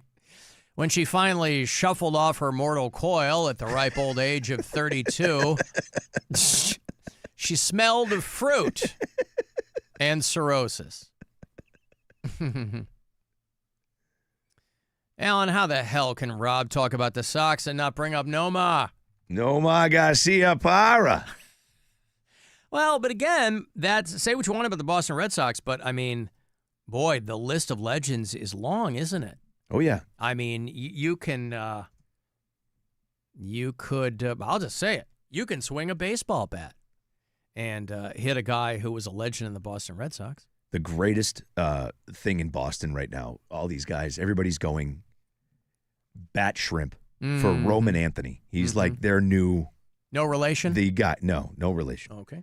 And the thing that they're going crazy for, because he is the up-and-coming Red Sox legend. Yeah. His name is Roman. Yeah. Spell it backwards. Noma. Noma! Yeah, but fully backwards, it's Yinahatana. Noma. You got to have Roman Anthony backwards. Dude, this is the second coming of Noma. Yeah. Roman Anthony, dude, he's here. Yeah, but he's got like this giant bug on his face, too. Yeah, I don't know. These guys that have these moles and stuff, I don't know why they don't get them cut off. You're making money now. What makes you? Huh? It makes you you. That doesn't make you you. You had nothing to do with it. Imagine What if makes Sidney you- Crawford cut off her berry. Well, that's different. See? What makes you you are your accomplishments. To what? Huh? Utes. 2 Utes. What makes you Ute? The Red Sox struck gold, landed their next franchise star, this article says, and it's not Roman Anthony. I'm sorry to disavow you with that notion. It's not him, Rob. Oh, no? You might think. It's Franklin Arias, the Red Sox star shortstop right now. And so it's not, Haddad Nomar. It's it's this other dude. Who's Josty Nixon Garcia? You know how like we have what's that guy's name? Joe Honksy here on the Guardians. Joe Honksy Knoll. They got a guy there with the Red Sox named Josty Nixon Garcia. Are you talking about John Kenzie? Joe Honksy Knoll is the guy here in Cleveland. Oh, yeah. But the Red Sox got a guy I named fell for that one. Joe Hosty Nixon Garcia. These names are great. Okay, so they're not just relegated to college. There's some of these guys with wild names going, I totally fell for that, They're by not the way. like, what's that? His name. Joe Honksy Knoll? Right. That's his name, isn't it? No. Oh. No. I don't know. That's what I call him. When he All right. calls me, he calls me, hey, Alan, it's Joe Honksy. Sup, bro? Nothing. What are you doing? When he calls I'm just drinking Apple Crown and Mountain Dew, man. Oh, yeah, cool. What do you call that? I'll be right over, bro. I call it the Cox. What do you call it? Call it Joe Honksy's concoction. Joe Honksy concoction. That's what I call it. Alan and Rob, George and Parma. My wife and I just made the Portuguese wine cooler, and we both love it. See? Right? There you go. What kind? I gotta wonder what kind of wine he used. It's Well, gotta be a red. It's gotta be like a Chablis. Yeah. Or maybe what the hell else is in that? Paisano. There's the other one. That's what's in the Carlo Rossi jug. George and Parma and his wife. His wife. He said, my wife's working from home. Not anymore, she ain't. Game over. Yeah. I It's should 4 run o'clock somewhere. In the next break, I'm going to run next door to CVS and make a couple. I'll get a crap bottle of wine and some orange soda. Let you sip on that. Right. You can check that one off your list. We'll start Labor Day weekend early, dude. Patty. That's something to think about. Are the Red Sox fans aware that Roman backwards is not Nomar? Well, listen, I bought into it too. But I know it's an O. That's the N-A, it would be Namor, Yeah. the Submariner. Okay, so backwards, he's the Submariner from Marvel Comics. That's the joke of it. Oh. Well, that's more exciting. I'd much rather see that. This guy's, he's batting 500 underwater. Underwater? This guy. This guy, dude, he's better than, what's that superhero, dude? That goes underwater. Got the wings on his ankles. What's that guy? The, what's his name there? The superhero that lives underwater. Submariner. No. Oh, Aquaman. Aquaman. That's Yeah. an easy one to forget, for Christ's sake. Couldn't Yeah. get any easier. Who's the guy who lives underwater? It's Water Dude or Liquid Boy, Moisture Man. What the hell is he? It's on the tip of my tongue. Oh. Moisture Man. Moisture Man. Oh, it's H2O guy. That's it, What yeah. is he? Oh, God. I got to call my buddy over at DC Comics and find out. We got to Moisture Man. get an answer to this. The hell is that guy's name? Aquaman. Oh, that's it. Yeah. How could I have forgotten that one? Boy, the early days, Stan Lee, for what the legend he is, he really did have the easy part in coming up with all those initial characters, right? Yeah, hey, this guy who got his powers from a spider. What'd you call him? Spider-Man. Oh, here in Cleveland, right? Siegel and Schuster, responsible for a Superman, or Ubermensch, if you prefer. Yeah, hey, we're working over here at DC Comics. I got a great idea for this guy who loves bats. Bob Kane, right? Oh, what are you going to call him? He's got to come up with something cool, something catchy. Nope, Batman. Well, you know what sucks? I was going to call him Bat Boy, but the Major League Baseball teams already have that one sewn up. I can't do anything without their express written consent.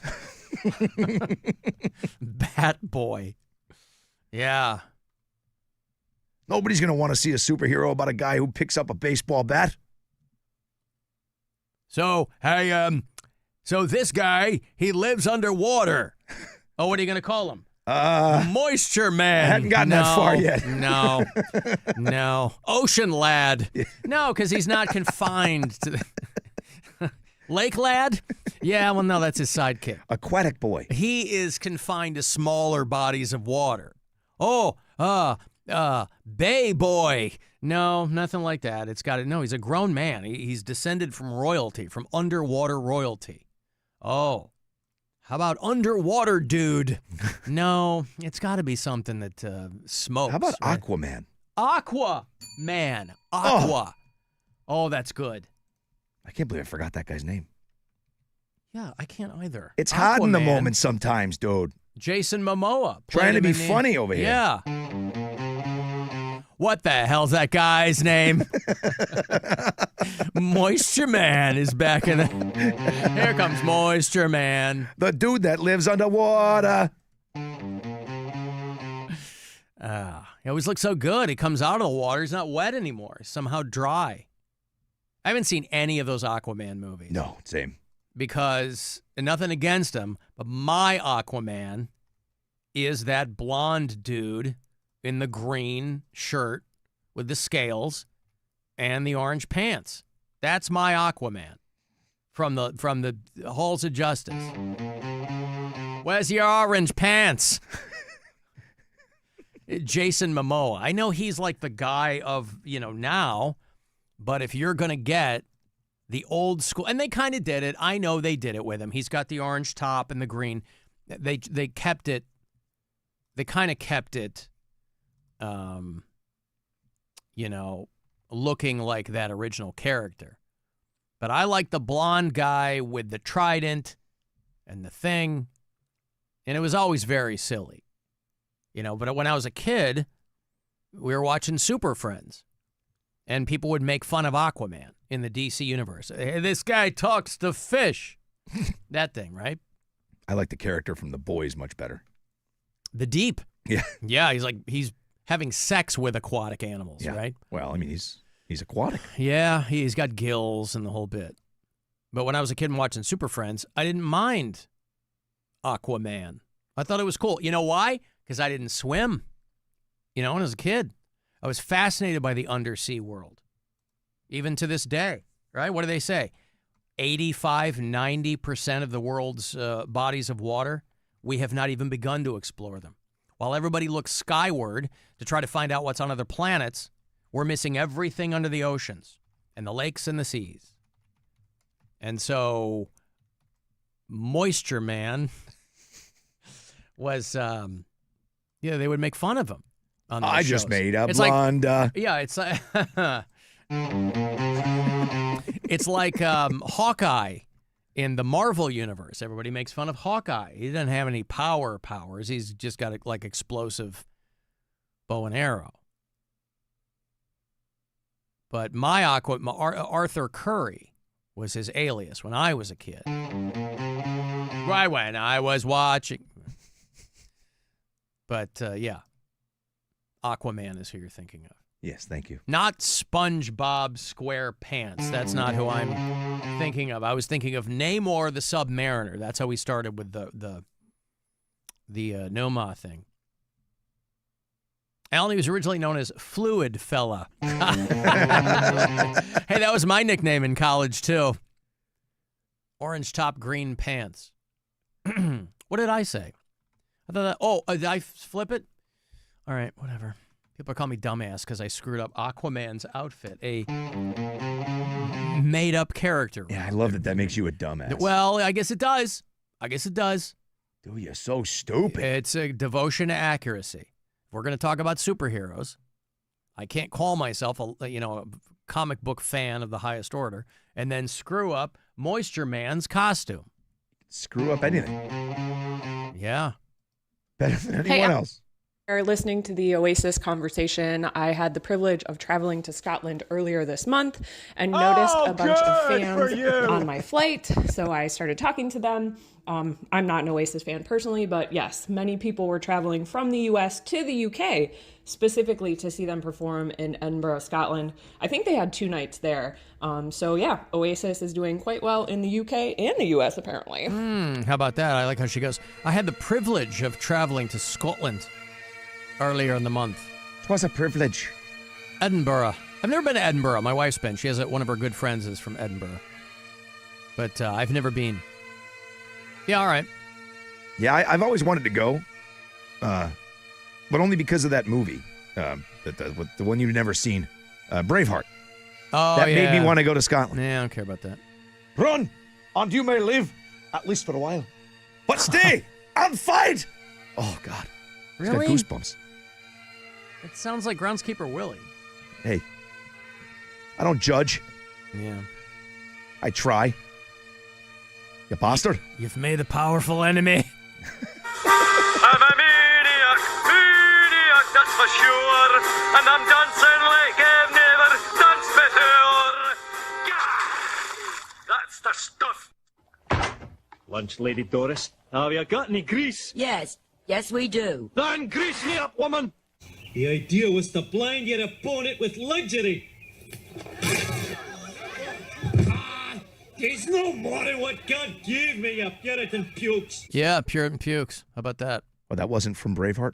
That was not from Braveheart. Oh. My apologies. Whoops. My bad. No. I'm not going to watch a movie with that rabid anti-dentite Mel Gibson. Isn't that what he got in trouble for? Oh, yeah. Oh, God, that guy. No, I don't care about Braveheart or anything like that. Yeah. You're a pain in my ass. Now that's from Braveheart. Yes, that's what. Okay, I got them mixed up. Yeah.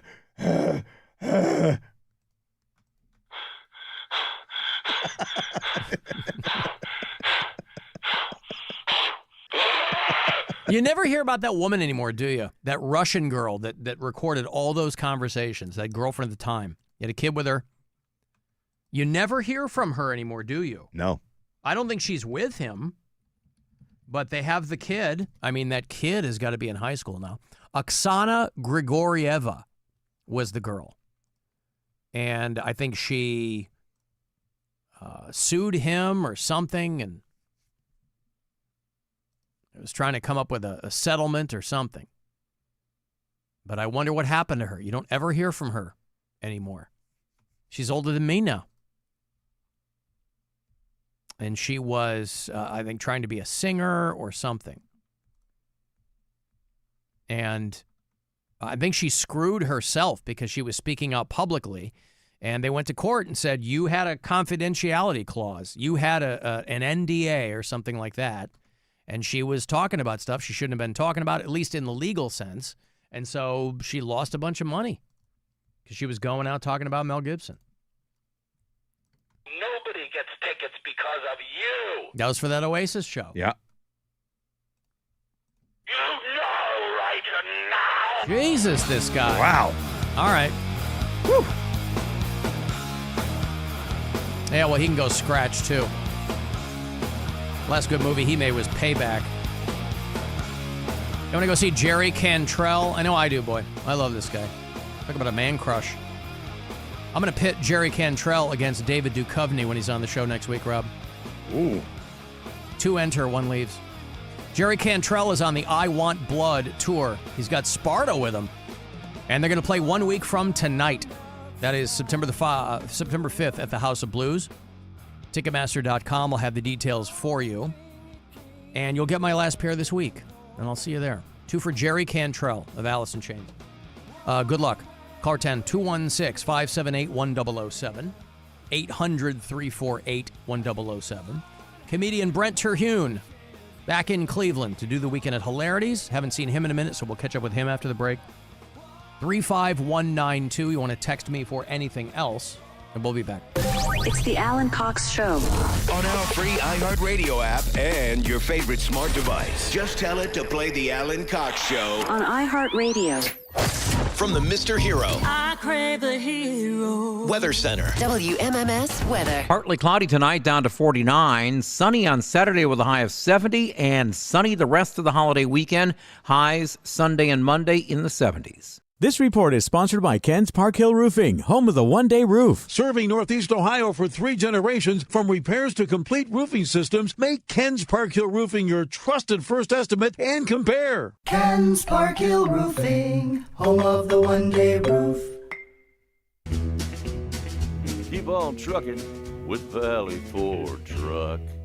The rivalries, the marching bands, the upsets. Saturdays just got way more fun. College football is back. Think you know the game? Put your knowledge to the test with DraftKings Sportsbook and turn your picks into big payouts. With live betting, rivalry week odds boosts, and more, DraftKings Sportsbook has everything you need to own every Saturday. Here's something special for first-timers. New DraftKings customers. Bet $5 and get $300 in bonus bets instantly. Download the DraftKings Sportsbook app and use code RMG. That's code RMG for new customers to get $300 in bonus bets instantly when you bet just $5. In partnership with DraftKings Sportsbook. The crown is yours. Gambling problem? Call 1-800-GAMBLER. 21 and over. Ohio only. Eligibility restrictions apply. Bonus bets expire 7 days after issuance. For additional terms and responsible gaming resources, see dkng.co/audio. As a rideshare driver, I love keeping my car smelling fresh and clean. So when I'm driving, I only trust Febreze car vent clips, featuring 3 distinct intensity settings, because it's that little touch that sets me apart. I can turn the intensity down for subtle freshness, or I can turn it up for when I want lots of scent. So whether it's set to low, medium, or high, with Febreze car, I know my car's going to smell amazing. Which keeps my driver rating right where it belongs. Picking up! Oscar! Hey, it's Crystal here for Hyundai of Bedford. If you're like me and maybe you need a little help getting approved, they've got your back. Their special team knows that just because your credit score might not be great, that doesn't mean you don't have buying power. They're going to take the time to get you into your beautiful new Hyundai with great styling and amazing tech, like the sporty Elantra. And every new Hyundai comes with owner assurance and America's best warranty, a 10-year, 100,000-mile powertrain coverage. Get to Hyundai of Bedford for the Hyundai Getaway Sales Event now through September 2nd. HyundaiofBedford.com. This is the story of the one. As a lineman, he does whatever it takes to keep the power on in his community. And he wants a partner like Grainger who does the same. Grainger offers the professional-grade products he needs, from voltage detectors to harnesses to hard hats, plus fast, dependable delivery, so he can rise to every challenge. Call 1-800-GRAINGER, click Grainger.com, or just stop by. Grainger, for the ones who get it done. It's the Labor Day sale event all this week at Valley Motor City. You choose both 2025 Wrangler Sport S 4xe or Wagoneer S Launch Edition. Lease either for just $299 a month for 24 months. 25 Ram Bighorn 4x4. Lease only $399 a month for 42 months. Hurry in now through Saturday for these deals and more at Valley Motor City in Cuyahoga Falls. Keep on driving with Valley Motor City. You know that Big Bargain detergent jug is 80% water, right? It doesn't clean as well. 80% water? I thought I was getting a better deal because it's so big. If you want a better clean, Tide Pods are only 12% water. The rest is pure, concentrated cleaning ingredients. Oh, let me make an announcement. Attention shoppers, if you want a real deal, try Tide Pods. Stop paying for watered-down detergents. Pay for clean. If it's gotta be clean, it's gotta be Tide Pods. Water content based on the leading bargain liquid detergent. Hi, Chris Marhofer from Ron Marhofer Chevrolet in Stowe, where it's sun, fun, and savings all month long. Right now, get 0% financing for 36 months on a new Silverado or up to $14,000 off. But these savings won't last long. Find your new truck in Stowe or shop anytime at ronmarhoferchevy.com. No hassles, just happiness. Experience the Marhofer difference, and together, let's drive. Offer valid on new Silverado 1500. Financing up to 36 months with qualifying credit. Must take delivery by 9/2/25. Yes, Mr. Gecko, you're a huge inspiration to us all. But who was your muse? Oh, my dear old Nan. She imparted many wise words to me. She would say, never let the fame get to your head. Always remember who you are.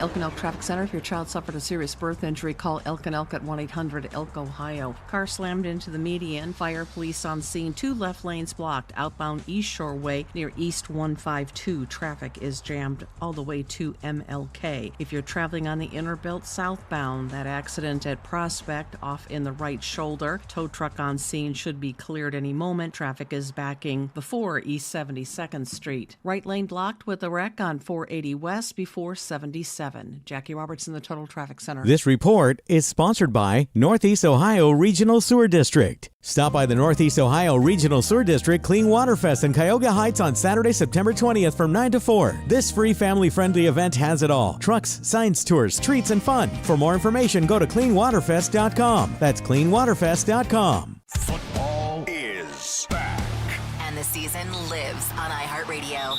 Whether it's fantasy advice or venting with your favorite host over that blown call, iHeartRadio brings you all of it. From the official NFL Podcast Network. Welcome to NFL Daily. To local stations that bring you the games live.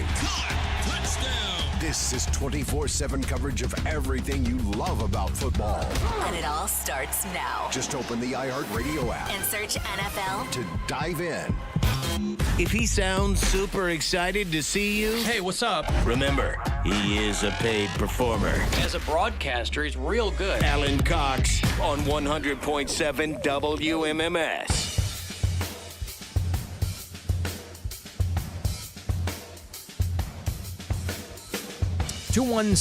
216-578-1007 or 800-348-1007 if you want to join us.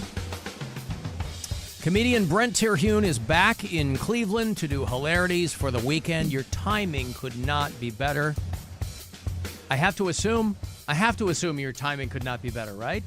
You tell me. Am I here on time? I'm good. Yeah, of course. I'm always happy in to be general, back. yeah, it's been a minute since we've seen you. It was in the old building. It was all back in the hinterlands. Yeah, you haven't been here in a minute. No, but you had shorter hair. I had much shorter hair. Yes. Yeah. This is good for radio. Your you hair, know. crazy. Look at that. Well, Look at we're that all on mohawk. camera No. now too. Yeah, You know. And so, are you still living? You're living in the Midwest. Midwest. You I'm were from, last time. Yeah, Indianapolis. Yeah. So, And you're still out that way. Yep, it's me and David Letterman. That's who's Yep. from Indiana.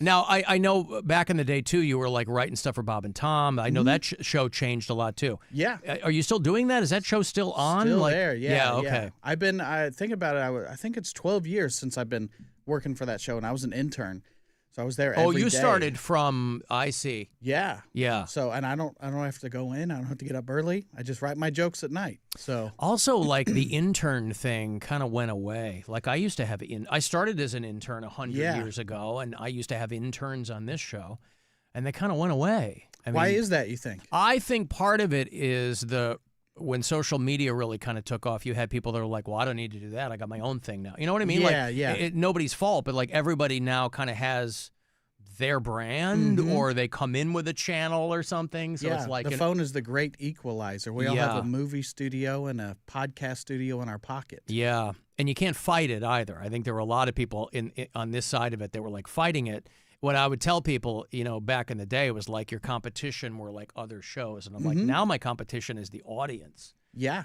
For better or worse. I mean, you might, there are some people who are more skilled than others, but anybody can do anything. And yeah, it's, be more of a.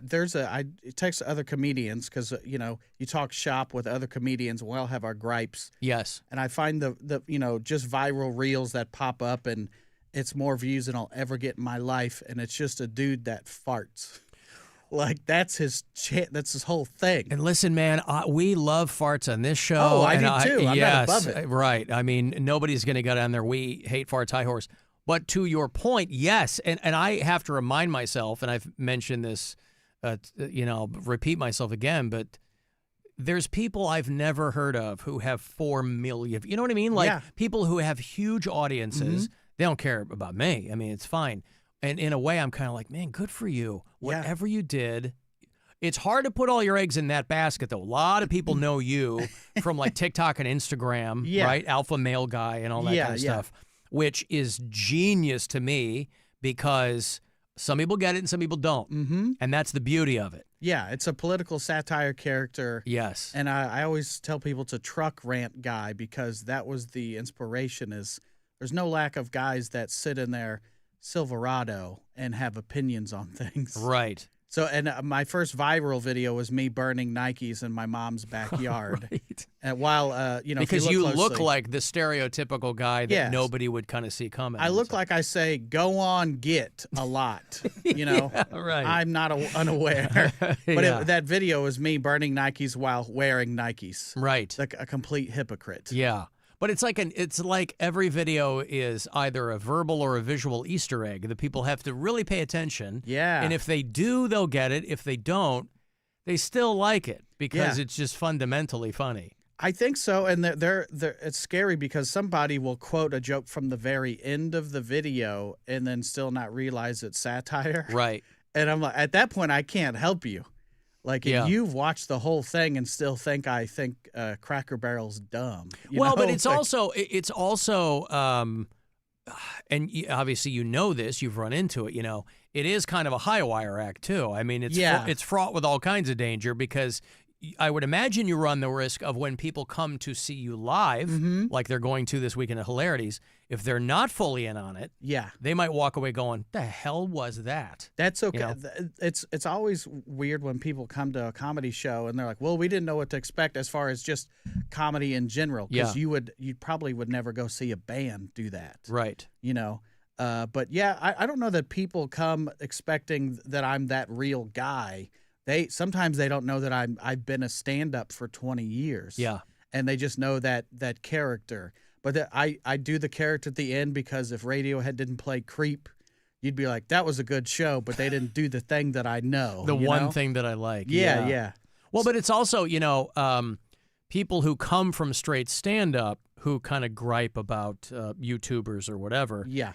Comedy clubs, you can't blame them because they're trying to put asses in seats, but clubs are kind of to the point now where they're like booking YouTubers who don't really have an act. You know, they might throw you a little stuff, and that crowd is not necessarily coming for comedy anyway, per se. They know what they're getting. An evening with the dancing weatherman. Yes, that's right. Because they know they'll sell drinks and jalapeno poppers or whatever, and they're trying to put asses in seats. But doing straight stand-up it's a very specific thing. Yeah, it's a very different thing. It's a different animal. If I haven't been on stage in a while and I've only been doing videos and I get on stage and try new stuff, I'll be like, oh, I appreciate the phone much more. Right. Because I can do take after take and get it right. Yes. But on stage I get the one take, you know? Did you get, had there been a point, or does it come, maybe it's cyclical, where you're like, I'm not going to get on stage for a while. Like, this is going okay. I like doing this. No, I try to work as much as I can. I'd rather be busy than not busy. But when COVID struck, that was the longest I didn't go on stage. Yeah. And for everybody who was doing stand-up, And I was, some years I was doing 48 weeks a year touring. So I was like, this is great. Besides the people dying and the loss of jobs, this is great. Well, and also, I never went more viral than when we were all looking at our phones. Exactly. Well, I was also going to say there was that, because nobody knew anything, obviously, but in the initial flash of COVID, everybody thought it was going to be like a month. Yeah. They were like, I'll go back on the road in a month. Kick back and relax. Yeah, because you would have people going, I'm not doing Zoom shows. Little by little, I did one. Everybody was doing Zoom shows. Yeah. Because they were like, I didn't know I was going to be at home for 9 months. Yeah. You know? Did you end up doing any of those like parking lot shows? Hannibal Buress came through early on, man, in COVID, and he did like a drive-in show. Yeah. And it was tough. I never did the drive-in shows because Zoom is hard enough. I've done some corporate Zooms in the last year and a half. Yeah. And I did 2 back-to-back, and one was great because everybody had their mics on. And then the other, I was like, you guys, you can turn your mics on, and nobody. It was like just watching 2 ladies, 2 German Shepherds. Tails wag. So I guess I killed with the German Shepherds. Well, but also people kind of got, just because they had to, everybody got a little bit more sophisticated with Zoom shows where they knew what to do and what not to do, you know? I had a big one that I did that was like my show. And I did the roast of 2020 and like character stuff where I roasted me and I had special guests on. And it was a whole big production, and it was really good. Yeah. So, and that's me saying Zoom comedy was good. You know? Yeah. Brent Terhune is back in Cleveland to do Hilarities this weekend. 2 shows tonight, 2 shows tomorrow. Those are 6:30 and 9:15. You can go to hilarities.com. Obviously, tonight you could just walk up to the box office and get them.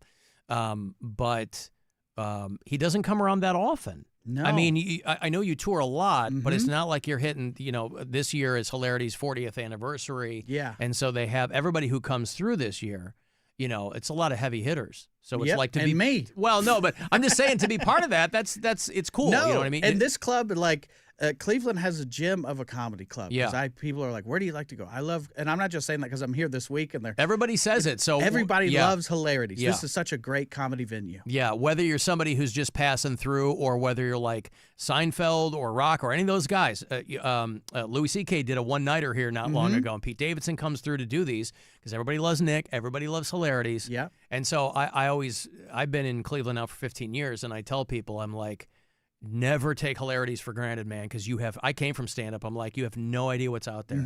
If you're at Yuck Yucks in, Dayton, Ohio, or, and if you're coming out of the Midwest and, what's the spot in Indianapolis? Is there Helium. would a be Helium in Indianapolis. Okay. Yeah, I love that club. They have the big room downstairs and the small room upstairs. I slag Indianapolis every chance I Why get. are you talking? And Why are you doing that? Also, you're probably right, but go ahead. Yeah, I was Tell going to me. say, yeah. I mean, I kind of do it tongue-in-cheek because I'm like, you'll never have a worse time than when you're in Indianapolis, Indiana. Uh-huh. But it was like, I was there one time. Yeah. And I was like, oh, my God. But from what people tell me, because we have listeners there, you know, they're like, Indianapolis is one of those cities that kind of did have its glow up. Yeah. So we had people the are like, Super Bowl, whatever year it was. Right. And then everything has gotten better besides the potholes. Right. But that's just a Midwestern affliction, too. It's like anywhere you go. And it's Indiana, so what we've done is we've taken a giant tenderloin and just put it over the pothole, and that's worked so far. Right. And rather fixing it. Well, what for I real. remember, though, is because I'm from Chicago, so it was like anytime I would go home, whether I was on the air in Pennsylvania or whatever, you're going, you know, that trip along the lake. You're in Indiana for only maybe 20 minutes, going from like Ohio around to Illinois. But boy, the stadies are out. Indiana, like you're just cruise control and the speed limit. That was my experience anyway. Yeah, I need you to get out of the way. I need to be in the left. And if you're going over the speed limit, that's still not fast enough. Right. I do remember, though, I got pulled over in Indiana one time, it was many years ago, and it was like a friggin' Whitesnake video. It was the only time ever that it was a female cop who, like, took the hat off. And I was like, is somebody filming this? Am I dance getting on your hood? It wasn't that, no. Yeah. But it was so, like, stereotypical what everybody would want. A female cop? And I was like, yes, ma'am. Of course, ma'am. Yeah. Yeah. She was so you're like, you just stuck your hands out like, you can cuff me right now. I did, yes. Yep. I was trying to do everything wrong so she would take me into custody, but it didn't work out that way. Yeah, we still talk about that in Indiana. Yeah. About your about my arrest. run-in with Yes. the police. Hey, remember that guy who you pulled over that one? She's retired He now. kept dropping things on the ground and then looking back at yes, you. I sure did. Sir, is that drugs in your glove box? It sure is. It's a lot of drugs bursting out of the glove box. I'm going to need to. You know what, sir? I'm busy today. I'm just going to let you go on this Cavity one. search. Yeah, please. Yeah. Brent Terhune at Hilarities this weekend, 6:30 and 9:15 tonight and tomorrow. There's no Sunday in the round show. No. You got to hit the road. Where are you next? I guess I could look at your dates. I don't remember. I have to look at my own website. I'll tell you. So you're going to Detroit, Royal Oak. Oh, yeah. Mark Ridley's Comedy Mark Club. Ridley's Comedy Castle, I think. Castle, isn't it? There you go. Yeah. That's like the Hilarities of Detroit. Yeah. Mark Ridley's been doing that place forever. Yeah. That's like the start of Tim Allen type stuff. Yes. He's got a wall of fame of Louis Anderson and Kathleen Madigan and all that on the wall. There was a place, and he's kind of the last man standing, too, in like a lot of so. Michigan, because like 100 years ago when I was working in Kalamazoo, Michigan, which is right next to Battle Creek, there used to be Gary Fields Comedy Club. I don't know if you remember Gary Fields Comedy Club. It's been gone for a minute, but like that was another one of those like touchstone comedy clubs people go to. October 4th in Chicago. Where are you in Chicago? The Comedy Plex. Okay. Never done that one. It must be one of the new spots. It is, yeah, because there's Zanies, which is not as good because I'm at Comedy Plex. Right. But it is weird doing all these clubs because I just did a prison comedy. So, People still do that? Like you're like Johnny Yeah. Cash? yeah, well, Been there? that's what you think, but everybody knew Johnny Cash. So Yeah. They don't know you. Yeah. But some of them do. Some of them did. Yeah. And it's weird. You're like, why do you have a phone? First off. Yeah, But, right. Yeah, it was weird to perform in the middle of a gymnasium for 300 prisoners. Right. And one guard. Now, how do you get that gig? Just one of the. There's Somebody on the inside is a fan already, and they go, hey. Let's bring in this guy. Yeah. No, there was like a booker that that's a regular thing. I think they do once a year. And you show up. We were like escorted through the yard by the one guard who had a pinky on one hand. And Really? That was it. So, you don't ask. Yeah. But you're also like, well, that happened here, right? It's got to happen. But they were walking up to us, just the prisoners out in the yard, and they're like, you guys going to be funny? And we're like, we hope, Right. And the show was good. It was the Radio Shack mic setup, still, in the middle of this gymnasium. They're probably happy for anything to break up the monotony, But too. also at the same time, there would be people that would get up and leave. Yeah. And it's like I don't think everybody's taking meds right now. Right. But they're like, I'll just go be in prison. I'll go read. Yeah. I would rather sit back in my. Hey, could somebody lock me back in my cell? Let me know when we could play basketball. Yeah, exactly. Doing political satire like you do, it's always been a wild dance. In the Trump age, it's kind of a double-edged sword because there's way more material to draw from. Yeah. But people who love that guy have no sense of humor at all. No. So it's like you really gotta, I would imagine, really walk the tightrope on that. Yeah, and it's I'm also thinking of Garbage Force 1. That's the video that I'm thinking of. Yeah, when he that was in the truck. the most viral thing I Yeah. did last October, shared by Charlie Kirk. Yep. Who has no sense of humor. Right. Has no sense of humor detector. No. But He's like a it's- young MAGA forehead. Yeah. Yeah. Yeah, it's kind of making fun of clown shoes. Yeah. They're already big, so where do you go from big shoes? Right. It's already whatever you've exaggerated, then something else happens, and you're like, well, that puts mine to shame. Right. Yeah, so it is walking a tightrope. Keeping up with reality is difficult enough. To out absurd reality is pushing a rock up a hill every day. Yeah, they had a press conference at a landscaping. Right, So yeah. it's like and that was years ago. I was going to say, that was so long ago Yeah. that people go, oh, right, but it seems almost quaint now Yeah. compared to what. But it's one of my favorites that they're like, they just showed up and it was a landscaping place. Like, yeah, we'll do it here. Whatever. Right next to the manure. Yeah. But yeah, it is walking a tightrope because most of my stand-up is not that. It's very domestic stuff. And then I get to the conspiracy theories and all that stuff, which is fun for me to talk about because there's no lack of crazy. And then sometimes the crazy out-crazies the crazy. Domestic stuff. You're a guy with a wife and a kid and all that? Or? Yeah, wife and cats. Wife and So- cats. Okay. Yeah, three cats. So, but yeah, we just got our third cat because my mom died. Thanks for bringing that up, Alan. Sorry to hear no, that. it's okay. Yeah. Do that next time. When somebody dies, say thanks for bringing that up, and you didn't. But Yeah. it is one of those things. So where we've got the three cats and talking about that, and then I switch into the conspiracy theories and do the character, and the character also.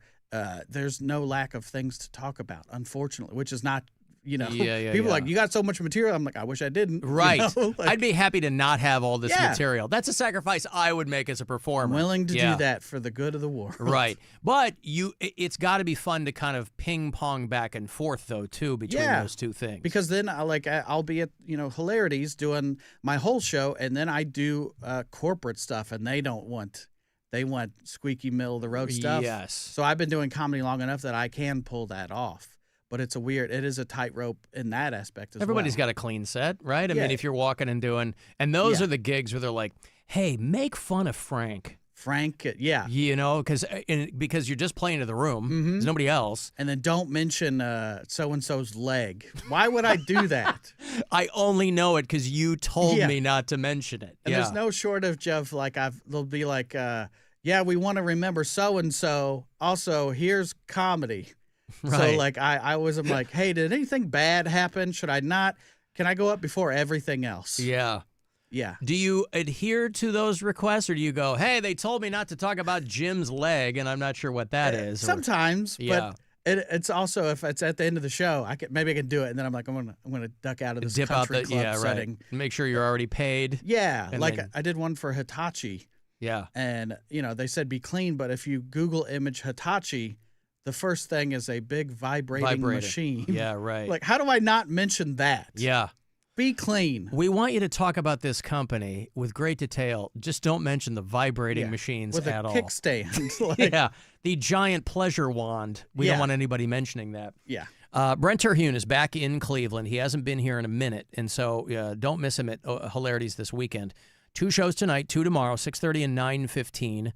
You can go to hilarities.com for the details. You can go, what is it, Brent Comedy? What's your website again? BrentComedy.com. BrentComedy.com is what it is. But Instagram and TikTok and all that stuff. All you'll that, get a yeah. great sense of why people love Brent so much and what's it, because I'm a sucker for a deadpan, man, and that's fundamental to what you do. It is. You can never let on. I don't like to give a wink and a nod because people are like, sometimes they're like, it's too close to life. Well, that is satire. If it wasn't real, then it wouldn't be a satire of what's happening. But it also kind of breaks the tension. If you're like, waka waka, you don't want that. Yeah, You but know? then like every video, I feel like anymore, people are like, I love it when you cry. There's no, because I'll get really emotional and then have Yes. to pause and stuff Yeah. like that. I like it when you cry. And I'm just watching other people's real videos and doing that, but funny. Yeah. Well, I'll tell you what, there's nobody doing it like you, man. Oh, well, thank you. Yeah, congratulations. And good to see you again. Yeah, man. Thank you for coming having in. me on. Yeah, absolutely. Hilarities.com, BrentComedy.com for the details. I'm going to take a break here. I want to text for anything else, 35192. You can watch on our YouTube channel, and you can listen anywhere on the iHeartRadio app. The Alan Cox Show. On 100.7 WMMS. 2 hours to midnight. This week, brand new music from Signs of the Swarm, Baby Metal and Sadistic Force, local metal from Darkandella, and throwbacks from Nine Inch Nails, Meshuggah, and Warlock. Saturday Night Metal. 10 to midnight. On 100.7. WMMS. Motor City. When your reputation's on the line, you don't leave anything to chance, especially your primer. Painters trust Kills primers for a smooth start, strong adhesion, and serious stain-blocking power. And now, the full Kills lineup is available exclusively at the Home Depot. Need it fast? Get same-day or next-day delivery, or order online and pick up in-store. Kills primers. Pro results, faster. The Home Depot. If you're a pro, you know. Keep on driving with Valley Motor City. When you think of fries that are out of this world, you think of Mr. Hero's potato wafers, don't you? They're the perfect addition to any sandwich, and now come loaded with all your favorites, including cheddar cheese sauce, ranch, bacon, and chives. I crave the hero. It's Alan. We're here with Rich Klaben of Klaben Chrysler Jeep Dodge Ram. Rich, it's the Make This the Summer event. Take your pick and save. So what's an example? Lease a 2025 Ram 1500 Bighorn, crew cab 4x4, only $499 a month, 42 months, only $499 due at signing. 30 cents per mile over 35,000. Experience the difference at the Klaben Auto Stores.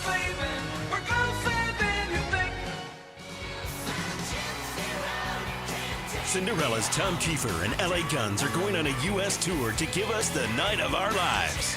Get ready to rock hard with one of the most iconic shows of the year as Tom Kiefer hits the stage with the 80s soundtrack at the Agora Theater.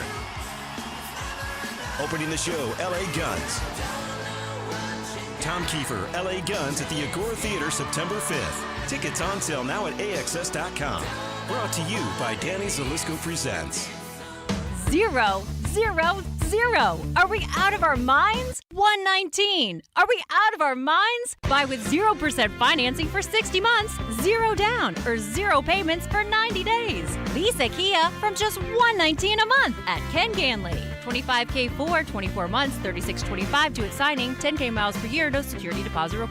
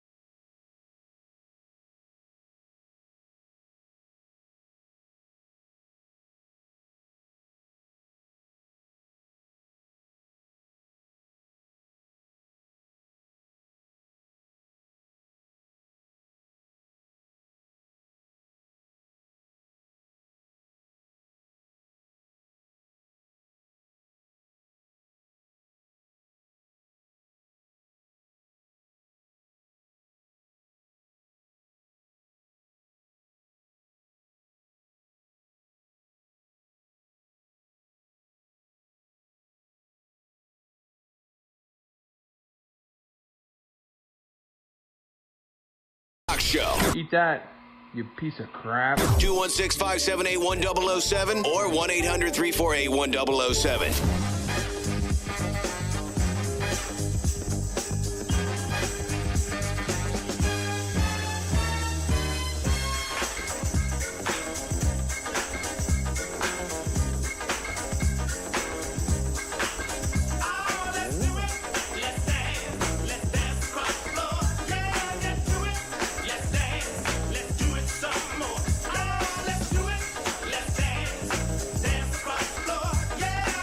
Guardians back on the field tonight, right around the corner of Cardigan, Ontario.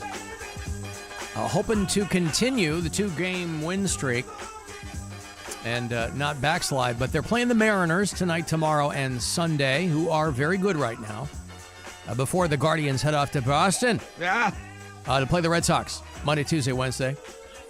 So Guardians, Mariners tonight starts at 7:10. 6:40 is going to be your pregame on MMS. And you have today, tomorrow, and Sunday to use the promo code SURF for 20% off at CLE Clothing Company. And then we're going to be taking a bit of a hiatus from the promo codes. So we'll probably come back maybe around the holidays or something. But for now, use SURF, 20% off through the end of this month, which, of course, ends on Sunday. We will be out on Monday for Labor Day and then back on Tuesday. Next week, I will have tickets for you for a whole bunch of things. Cedar Point, as we get to the tail end of that season, but Halloween Weekends is coming up. We'll put you at the Marilyn Manson show, which is coming up at the House of Blues. I'm curious about that because I don't think I've ever seen Marilyn Manson in a venue that small, at least not for a long, long time. The One Assassination Under God tour. That's middle of September. I will put you at the Deftones show. That's a week prior over at the Rocket Arena. Steel Panther is coming back for the 15th anniversary of Feel the Steel. And so a lot of things going on next week. David Duchovny is going to be back on the show. Steve Jones from the Sex Pistols coming up as well. They are doing the Agora on October the 4th, which will be here before you know it. Yeah. I'm sorry. Where are you? There you are. Hello, Dick. Alan and Alwyn and Rob and your screener. I just forgot the other day, happy Labor Day, and for all the hard-working people that worked in Ohio to serve a purpose like the Lowe's people, but yeah. It is weird, Rob, for so many years we would talk to Dick, and he was working at the Lowe's there in Beaver Creek, and of course he's retired now. But for a long, long time, I mean, that was the bulk of your life, wasn't it, working at the Lowe's, Dick? Yeah, it was a nice little thing. And then after the band, I tell Rob, after the banjo group, we broke, we had to let up. But now I went today and the pickers party every Friday, and the guy from Cedarville picks me up. We were just jamming good today, and I broke 2 picks. Playing so good, but I've been doing a lot of activities down here, helping people, and just we're playing bingo, and sometimes we shoot pool, so it's a nice little place. Now my aunt, she was in Avon Lake there. She was in a nursing home. She lived in Lorraine, and she always brought me up to see my uncle and my cousin Benny and stuff. We played music, and I got something I want to send to you guys. They did a nice spotlight on me and my picture, so I'll have to put it in the mail. I think you guys would like it. Okay. Well, what do you mean they did a spotlight on you? Oh, they just said we welcome Dick Dayton. He was born in Cleveland. He worked 40 years, 26 years at Lowe's. Him and his friend went to the banjo concerts 40 years, and he likes to give shout-outs to his favorite teams in Ohio, and it said that he pursues and has a sort of a pick-me-up attitude. Heather and the group did that. It was a nice little article. I want you guys to have it. I would be, proud for you guys to see it. I'd love to read it, Dick. I thought they just... Yeah, but I just wanted to wish everybody a happy... I will support you this year, 2026, and all these times. I'll have to send you some cards and stuff and pictures I've got of down at iHeartRadio here in Cincinnati. Mm-hmm. Dave from Dayton. He's going to call. You would love Dave from Dayton. I'm going to have him call you guys sometime. Oh, goody. Okay? So we're going to have Dick from Dayton and Dave from Dayton. A new entry. Dave is, It's a new entry, Rob, in the From Dayton audio universe. Yeah. But I thought I'd, check with you. Happy Labor Day, guys. You guys are awesome. Dave's not I'll here, keep going. man. Have a good day. All right, thank you. Dick. Ba-da-da-da. Yeah, okay. What the hell was he talking about? Dave's not here, man. It's Dick from Dayton. Dave. Dave's not here, man. D-A-V-E, Dave. Dave's not here, man. Dave's not here, man. Dave from Dayton. Yeah. How about that? Wouldn't it be hysterical if it's like the exact same sounding person? You just get the exact same guy just with a different name, so you don't even know which one it is. Is this Dick or Dave? Complete twins. Hey, it's Dave from Dayton. Hey, Dave. Hey, what's that? It's Dave.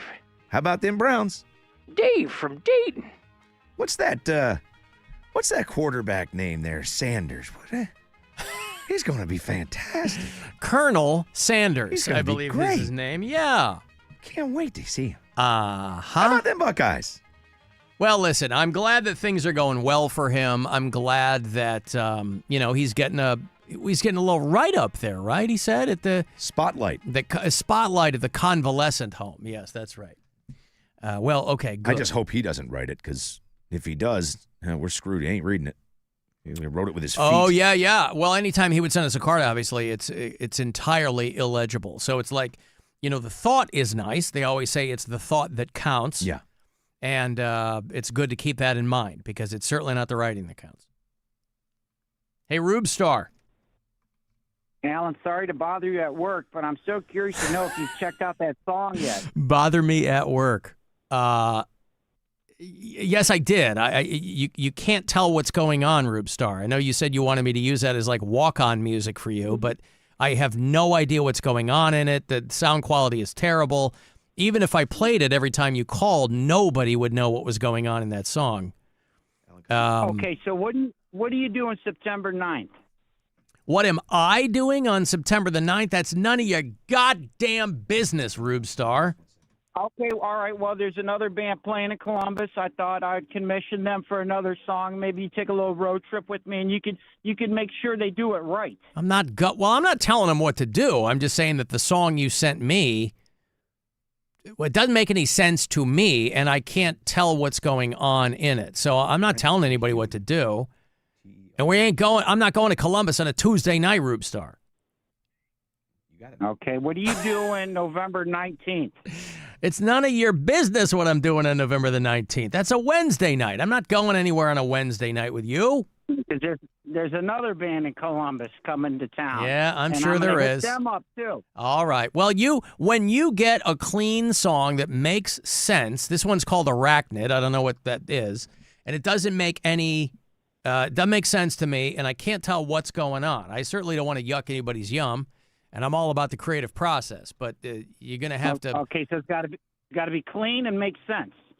I mean, I don't think that's too much to ask. Now, I don't mean clean content-wise. I mean, it needs to be clean. If I were to play this every time you called, the people listening would have no idea what was going on, is what I'm saying. You know what I mean? Like the Dick songs and the other things that I produce, they're clean, they're intelligible, you can understand what's going on. Okay, I got it, Alan. Thank you. All right, thank you, Rube Star. There you go. Listen, Rube Star is nothing if not diligent in his creative endeavors. But he was like, I got this song I want you to play, and it's called Arachnid. I don't know anything about that. Does it have anything to do with him, or is it just his walk-on music? Oh, well, I think it has to do with him, but I don't understand it. And like I said, the sound quality is terrible. It's off YouTube, and it's... The last time he called, he's like, I commissioned someone to do this. So that's why I was wondering what it sounded like. Oh, well, hold on. I mean, it's not brand new. I'm not getting the sense that it's... Here, let me find it. I'll bring it up. Commissioned. Commissioned, yes.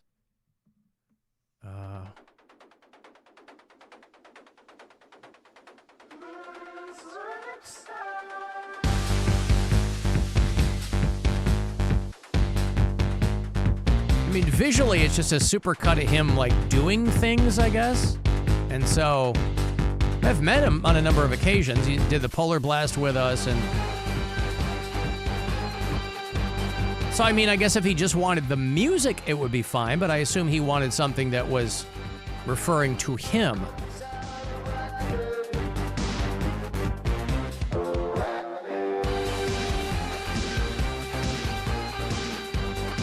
I don't get it. Arachnid, and then it's like him. Yeah, okay. Anyway, listen, if he commissioned someone once, Rob, conceivably, he can commission something again. Dick has a My Cousin Vinny. What does that mean? Dick has a My Cousin Vinny. I don't know. 2 Utes? 2 Utes. Hey, did you see... It is Labor Day weekend, so the Cleveland Air Show is going on. This one, every city has their air shows. Did you see the crash in Poland? No. An F-16 screwed up a barrel roll and went right into the ground. And obviously it's being filmed because people film these when they see them. An F-16 crash at an air show in somewhere, Radom, Poland. This thing's way up there. And then it comes back around, and it's trying to do a barrel roll maneuver. And here, I'll show it to you on the live stream. And it obviously crashes and burns, and the pilot is killed, and the whole thing. It's way up there at the top of your screen first. And then goes into trying to do a giant loop. Really cool. Doesn't pull out of it in time, skims the ground, blows up, giant. You get out? No, Rob, he didn't get out. Fireball. No. But At a I'm certain telling point, you, he had to listen, know. I mean, yeah. Well, yeah, those last couple of seconds. Whatever the Polish word for oh crap is. The Radom Air Show, one of Europe's largest aviation events, set for this weekend. Those were the rehearsals. So the people that are out there just like watching and filming and, you know, no bystanders were injured. Yeah, you hate to say it, but the guy did his job. You know what I mean? The pilot was not immediately identified. As a result, the entire air show was canceled. Well, come on. I mean, we're going to get one bad apple, ruin the whole bunch? One little crash. Ruin it for everyone else? What's the matter with that? You know that going in. That's why a lot of people go to these. Well, you think that many people are in airplanes? They want to see a crash. And they got it with that one. Alan, I think that Dick is most likely a serial killer and a highly accomplished necrophiliac. How do you become... Jesus. Wow. How do you become accomplished as a necrophiliac? I could see you being prolific. Being accomplished. Boy, that's an odd, I don't know.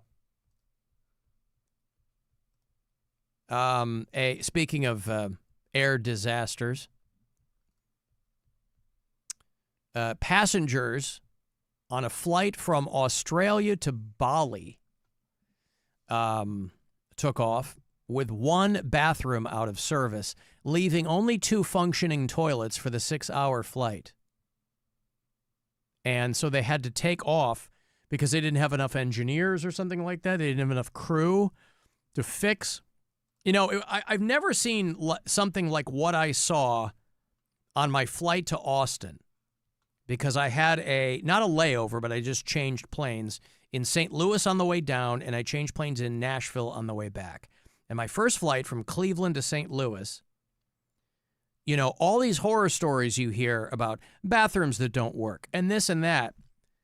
Oh, we didn't have anything like that. It was quite the opposite. I'd never seen somebody come on and say, hey, we have to sit here for a minute because one of the seats doesn't recline backwards and we're going to bring somebody on to fix it. And I'm like, really? Like, and the guy walks up with a clipboard. There's like the flight attendant and then an engineer guy gets on, you know, or a maintenance guy or whatever. They had to have the person get out of their seat. They're like, well, it's a safety issue. I'm like, yeah, everything on this flight is a safety issue. I've never seen anybody say we got a seat here because this person's seat doesn't recline. So on the scale of inconveniences, that's at the very bottom. But I had never even seen anything like that. I've gotten off of planes before because they're like, in cold weather, they're like, yeah, we can't de-ice the wings properly or whatever, so everybody has to deplane. You don't want that because you get up in the air and something gets screwy, right? But if your seat doesn't recline, and I couldn't care less because I always sit in the very back row, so my seat's not going anywhere. I don't need my seat to recline. Aren't you supposed to say that twice? Deplane. Shut up, Rob. Deplane, deplane. Oh, I did say it twice. And everybody, they went, boo! Everybody, thank God I was in the last row because I could, like, bend down, and everybody hated my guts. Deplane, after that. Yeah, they did. They booed me all the way. Yes. Boo! It was terrible. Are you saying boo or boo-earns? I was saying boo-earns. I was hoping they were saying boo-earns at me. They weren't. Anyway, this flight from Australia to Bali, they had to take off without fixing the broken toilet. And then the remaining 2 toilets broke down during the flight. This is on one of those Boeing 737 Maxes, right? For a while, they were in the headlines every single day because a door flies off or a screw comes out. One of my flights, I don't remember which one it was, but one of them, and they were like, you know, as we take off on this Boeing 737, whatever it was. I was like, oh, God, I puckered up, man. I'm like, are the doors going to stay on? Anyway, they're in the air, Australia to Bali. The remaining 2 toilets break. For the remaining 3 hours, the cabin crew informed us we would need to relieve ourselves in bottles or on top of whatever was already in the toilet. I mean, that's the choice, right? Yeah, it's battle conditions. You've got no choice. Yeah, I mean, but you were making trucker bombs when the iHeart van broke down before the cruise. Well, one, right? You weren't making multiple. Just one. Yeah. But it was a big one. These people were at 36,000 feet. One elderly woman wet herself. Well, that could just be normal operating procedure, yeah. Again, Estelle. Passenger said the cabin smelt of urine as it began to seep into the carpeted floor. Oh, you think? Oh, boy. Hygiene and sanitation are not optional luxuries, a passenger said. They are basic human rights. Passengers will receive credit back for the flight. Imagine that, boy. Get a $20 voucher. Yeah. This is all we give out for pee. Get yourself some extra chips.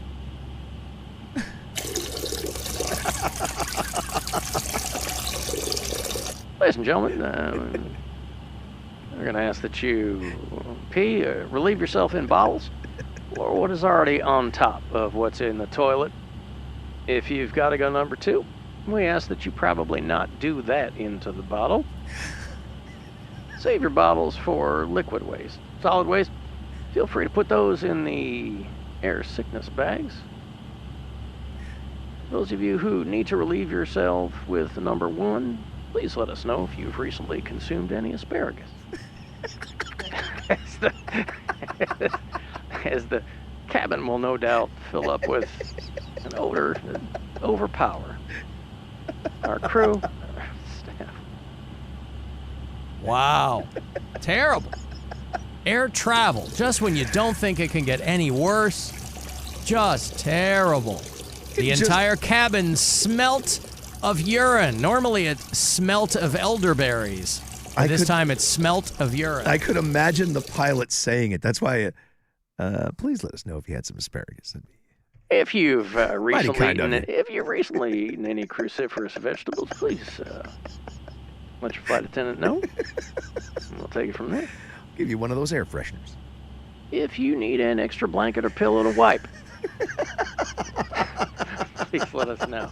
Please let us know. We know you have a lot of choices in air travel. I want to thank you for taking Australia Air. The stewardesses will be clearing the cabin here shortly, coming through to pick up your bags of poo. Your bags of poo, well, if you need an extra cup of ice or anything, just R-nar. R-nar. Good golly, Miss Molly. How about that? So, yeah, they get on there. I wonder what they say you receive credit for the flight. I wonder if they, take care of the whole thing. Oh, I'm sure. Yeah. Yeah, I think that one, you got the right to bitch on that one. I think you're probably right. I complain about something, and it's like, yeah, all right, here's a drink ticket. Get a free soft drink. Mm-hmm. But if it's like that, and they're saying the cabin's filling with urine, you're peeing into bottles and pooping into bags, yeah, I could see that being an issue. Well, we'll go ahead and take care of your flight. It's funny, when I was in Austin, there was a story. Somebody had left. I was waiting for somebody who was going to have a drink with somebody who was meeting, and somebody had left a newspaper there or something, and there was a story about a guy who had gotten in trouble in the area for walking around in a diaper and approaching young girls and saying goo goo gaga and asking them to change his diaper. Like, he's walking up to little kids, right? Little girls. And of course, they're going to run away and find somebody. Some 45-year-old guy is walking around near an elementary school, and he's checking all the boxes to get your ass kicked, once they get you into booking and holding. Wearing only a diaper, a pacifier around his neck, got out of his truck and said goo goo gaga before asking for a diaper change. The girl quickly ran off and asked for some help, but the diaper man walking around there in Texas, well, it is hot. Maybe you could defend yourself that way. Your Honor, I can't account for the goo goo gaga, but I needed to get myself down to a diaper because it was very hot, It was Diaper Man, Diaper Man, Diaper Man, Diaper Man. I don't know if that's what he called himself, but it certainly fit. One can only hope. Yeah. Hey, want to go see A Day to Remember? They're co-headlining. They're kicking off, by the way, the Maximum Fun Tour. The very first date is at Blossom next Friday night, 1 week from tonight. Day to Remember and Yellow Card are co-headlining this thing, bringing a couple of other bands with them. Bands by the name of State Champs, who I know, Boundaries, who I don't, but I heard they're good. The kickoff of the Maximum Fun Tour next Friday night out at Blossom, part of the Minutemen Workforce Solutions concert series. LiveNation.com will have the details for you. If there are tickets to buy, you're going to want to do it there. But I'll give you my last pair this week. All right? So good luck.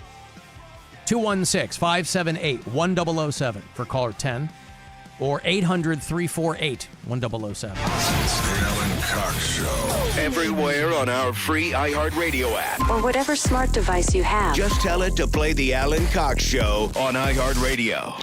Welcome. Our iHeartRadio Music Festival, presented by Capital One, Is coming back to Las Vegas. September 19th and 20th. Streaming live only on Hulu. And you could win your way to be there with a weekend full of superstar performances. Playing live. The Offspring.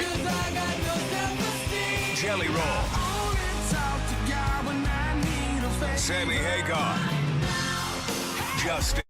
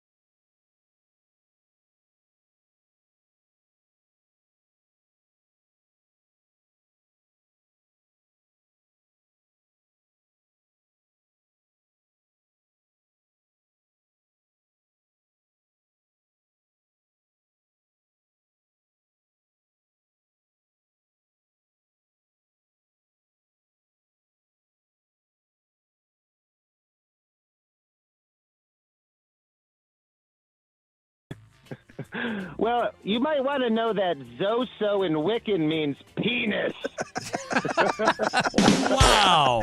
Deep I didn't cut even there, know yeah. that. It really is. Wow. Wow. All right. I'll end on that now. Thank you for taking my call. It was so good seeing you guys on the boat. I can't wait for next year, and I'll be calling in the future. All right. Thank you, Mary. There's Mary Bye, Mary. Santorum, who is checking in. Wow. What a time. What a performer. What a woman. What a gorgeous human being. All right, thank you. Yes, we have Mary Santorum. I didn't realize that she was going to join us on Captain Fun's Floating Fandango. I mean, she did last year, and she introduces. She's so proud to tell people who she is. Oh, too, yeah. because, in that voice. Yes, because so many people have only heard her on the phone. Yeah. And what began as kind of a mirror image of Mary Santora, who, of course, was on this show for a number of years. What began as somebody calling, a fellow female comedian began calling to kind of troll her, really endeared herself to this audience. And boy, she can drink, too. I'll tell you what. Ooh-wee. Knock them down with the best of us. She can drink. How about this? I'm packing up my things, I'll soon be leaving. I'm going to Polka Town. It was there I met a girl one evening. Now I'm Ohio bound. Our wedding bells will ring down in Cleveland. That's the place where I intend to settle down. Isn't Oktoberfest this weekend? Didn't they start out there? Yeah. How about that? You ever go to that? Do you have Never. any? Do you have any lederhosen that you can put on? I you don't. Okay. Well, I'm always looking for good lederhosen. Did we give? I think we gave away tickets for Oktoberfest. Cuyahoga County Fairgrounds is when they do it. This is the big one, right? It is the big one. Yeah. Yeah. They have like a ton of beer. You get them in the Stein. I have friends that go every year. I'm embarrassed to say I've never once gone. But they've got, well, maybe I could get some lederhosen out there. You've never been? I've never been to Cleveland Oktoberfest. no. Wow. And I'm embarrassed to say so, but it's just, because they really do it up, as I understand it. I would like to see the Miss Oktoberfest contest, Rob. When is that? I won't lie to you. I don't know over the course of the weekend when that is, okay. but it goes through Monday. If you go to clevelandoktoberfest.com, it has been repeatedly named the best Oktoberfest in the country. I don't know. And again, I would like to think that the Miss Oktoberfest pageant is nothing but girls dressed like the St. Pauli girl. But I don't know. This is Ohio, with respect. So I don't know what they look like. But they're going to be doing all kinds of things. I can't believe I'm going to get to it before you do. I'm going tomorrow. You are? Yes, I'm working. All right. I am working from 11 until 3 tomorrow. Wait, at Oktoberfest? Yeah. For what? I'm working on a donut truck. When you say a donut truck, yeah, are we talking about the donut truck? The donut truck? Yes, we are. You're working yeah. on Dougie's donut truck. Yes, I am. At Cleveland Oktoberfest. Tomorrow. From 11 to 3. Mm-hmm.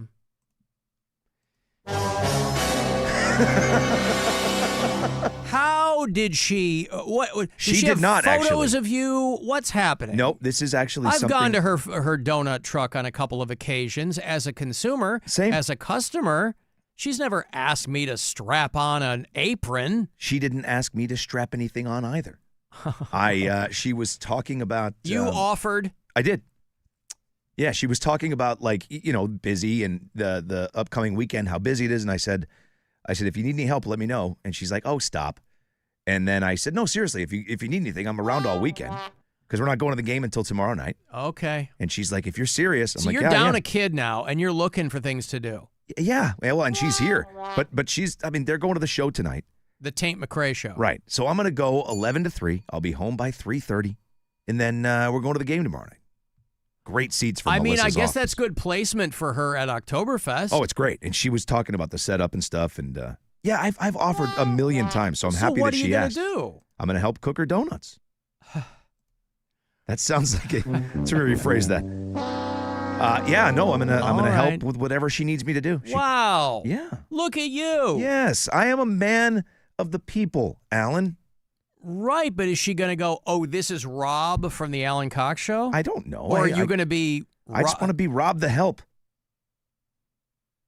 Well, if you're going to be at Oktoberfest tomorrow and you want either a donut or to get your clit rattled...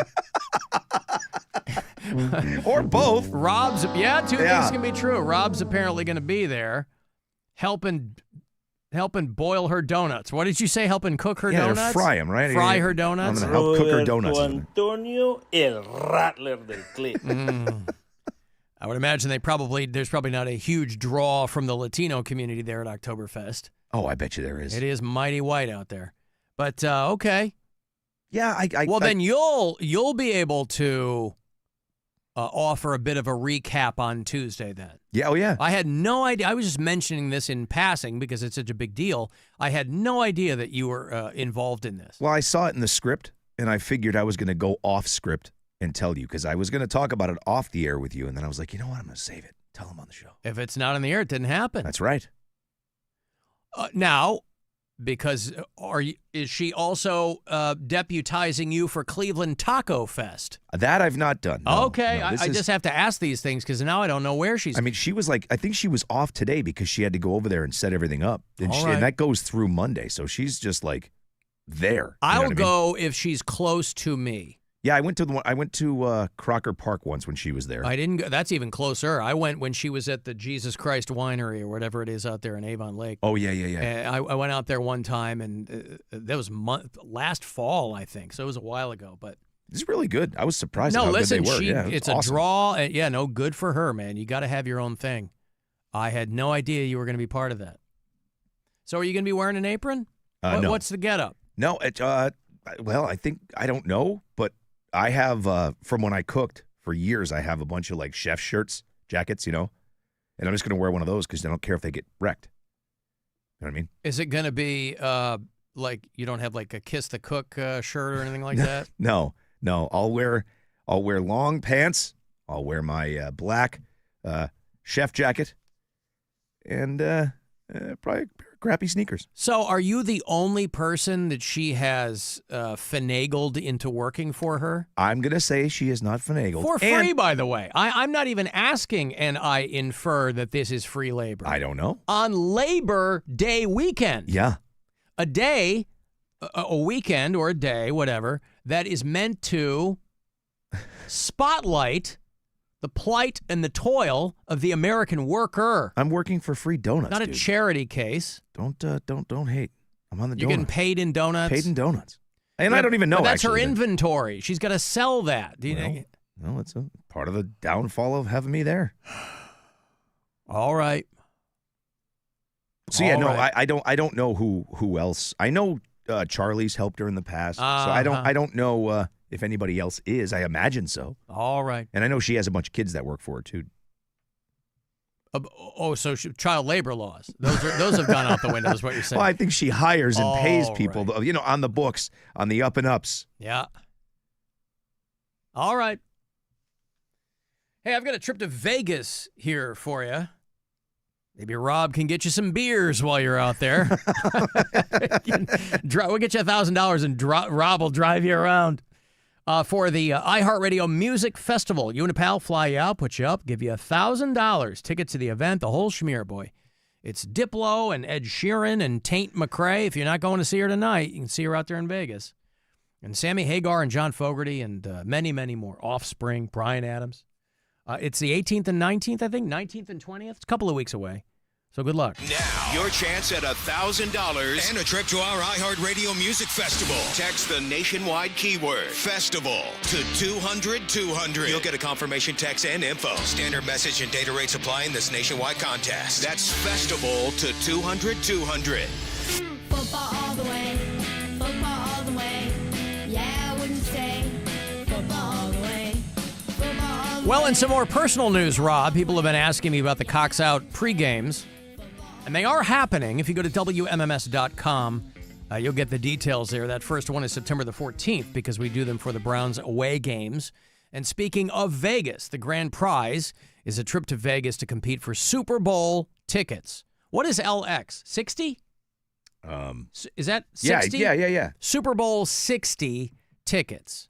Now, it is being rebranded. I got away with Cox Out as long as I possibly could. You'll see it called the Bud Light Football Face-Off. Okay, what? The what?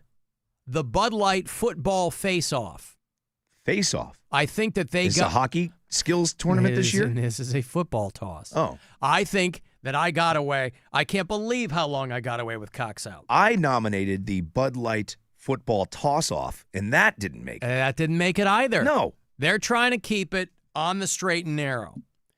But for the Browns away games, you know, it's like if you got a good arm, you get that ball in the hole, and you can get yourself to Vegas to compete. Trip for two to Super Bowl 60 in Santa Clara, California. So all of the locations and the times, other than the finals, they're all noon to 2 on Sundays, obviously, for away games. And so if you go to WMMS.com and at the contest page, you get all the details there. Very first one is going to be Sunday the 14th at Teams with a Z in Middleburg Heights. And we're going all over the place. We're going to Copley and Menor and Sagamore. And so find the schedule at WMMS.com or AlanCoxShow.com for the Bud Light Football Face-Off, formerly the Cox Out. But same thing. And never the toss-off. I'm sorry that they didn't want to go with that. That's the first I heard of it. I like that one, too. But somebody will win that trip to Vegas to represent the Buzzard in the finals, one of whom will go to the Super Bowl in California. Now, I'd love to tell you which two teams are going to play in the Super Bowl, Rob, because as everyone knows, it's all rigged. Yeah. The entire NFL, I guess that's a conspiracy theory too, right? That they know at the beginning of the season? Seems silly. Anyway, yes, the pregames are happening, and the entire schedule is there for you at WMMS.com. But we'll kick it off Sunday the 14th at noon at Teams in Middleburg Heights. I think I've been there before. There's a handful of these places that I haven't been before, but I believe I've been to Teams. And so I hope you can come out because it's always a lot of fun. We've been doing these for many years, and I love doing them. I love hanging out with you guys and watching the games, and it's great. So the details are all there. People are like, are you still doing it? They've been hitting me up. Yes. Alan, what's the over-under on the number of donuts that Rob eats in those 4 hours? You son of a bitch. Well, this is what I'm saying. I mean, listen, what I would say is if he's being paid in donuts, or donuts, as they say in Shamokin, Pennsylvania, donuts, then he should take advantage of that. So if I may answer that question, Alan, I have been watching everything I eat. I have been eating healthy. You watch it before you put it in your mouth. I do the same thing. I have been good for you. Doing the program as I said it, and I am losing weight. So how many donuts will I have? The answer is 0, you filthy son of a bitch. Yeah, good for you, man. Thank you. I would also say over the past couple of days, you know, I can tell when my system is off. And the past couple of days, my sweet tooth has been just raging. And I know that's when I need to lock things down. And so that's what I've been doing. So this weekend might be a little tough, too, because now, again, these are not like alcohol-heavy events. I'm taking my daughter to the Rock Hall tonight to see St. Vincent, go and see 9 Inch Nails on Sunday. Probably have a couple of pops there. But I really got to lock it in going into the fall because that's when people start to take their eye off the ball, Rob. Yep. And if I'm going to be looking good for the Bud Light Football Face-Off this fall, And I got to lock it down. Alan, I was one toss off away from winning last year. Speaking of tossing off, they caught some guy at the corn show whacking it, right? You see that video where people were filming this guy? No. The guy whipped it out at the corn show. Please tell me it was while Jonathan Davis was playing the bagpipes. I don't know. Yeah, that goofy white boy beatboxing guy he does. doing the same impression. He's trying to playing the flute. That's the noise the guy was making. Originally posted to TikTok, a concert goer appears to be pleasuring himself in the stands. This is at MetLife Stadium in New Jersey. Just the other night. Here's some still footage of the guy right there. After repeated calls from nearby fans to stop and even a drink being thrown at him, another attendee is seen stepping up from behind and striking the person in an attempt to end the behavior. How about that? Spray him with a water bottle. Hey, could you quit whacking off at the corn show? So he, now there's no word from law enforcement if he was able to finish. If the ejection came before or after the ejaculation. And so venue security and police intervened. And, because it would take you a second to realize what was going on.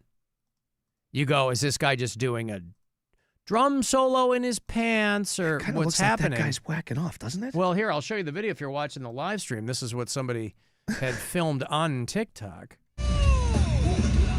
He's wearing a System of a Down t-shirt, and he's up in the stand. It's not like he's on the ground. And it looks like he's, and then somebody figures out what's going on, and a guy runs from behind, hits the guy in the back of the head. Boy, people just cannot keep themselves from hitting strangers. People who are pent up and frustrated, they see a situation where they go, I'm just going to go punch this guy in the back of the head. It's not to get the guy to stop. You could walk away. These are people who've clearly never been on like any kind of major city mass transit where there's always somebody sitting there masturbating. I mean, I'm just going to ask, from that video, what you see, is it possible he was air drumming? Possible. But then the venue security comes in and they're like dragging him away, and I don't know if he had his pants down or what happened, but they're telling this guy, hey, he had shorts on, and then they pick him up and they forcibly remove the guy. They take him up the stairs, and, he's, I'm sure, hammered. But imagine you're just up there and you see this guy. Would you run up and hit the guy? No, of course you wouldn't. Excuse me, sir. Could you please stop masturbating? Thank you. I'd be like, hey, man. I like this band too, but maybe wait till the after party. And, this dude comes up behind him from further up the stands and just launches back and hits the dude in the back of the head. That's just a guy who's desperate to hit somebody. Without question. He sees like a small opening to vent his frustration. It's like, bro. It's actually catching up now. They should have hauled both of those guys off.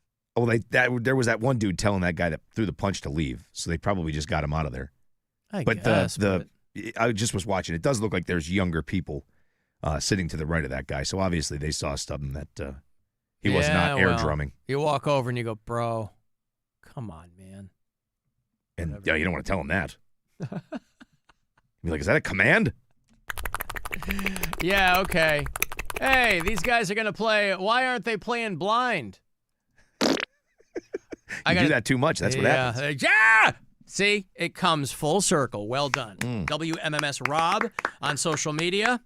Glazing Dougie's Donuts tomorrow from 11 to 3 at Cleveland Oktoberfest at the Cuyahoga County Fairgrounds.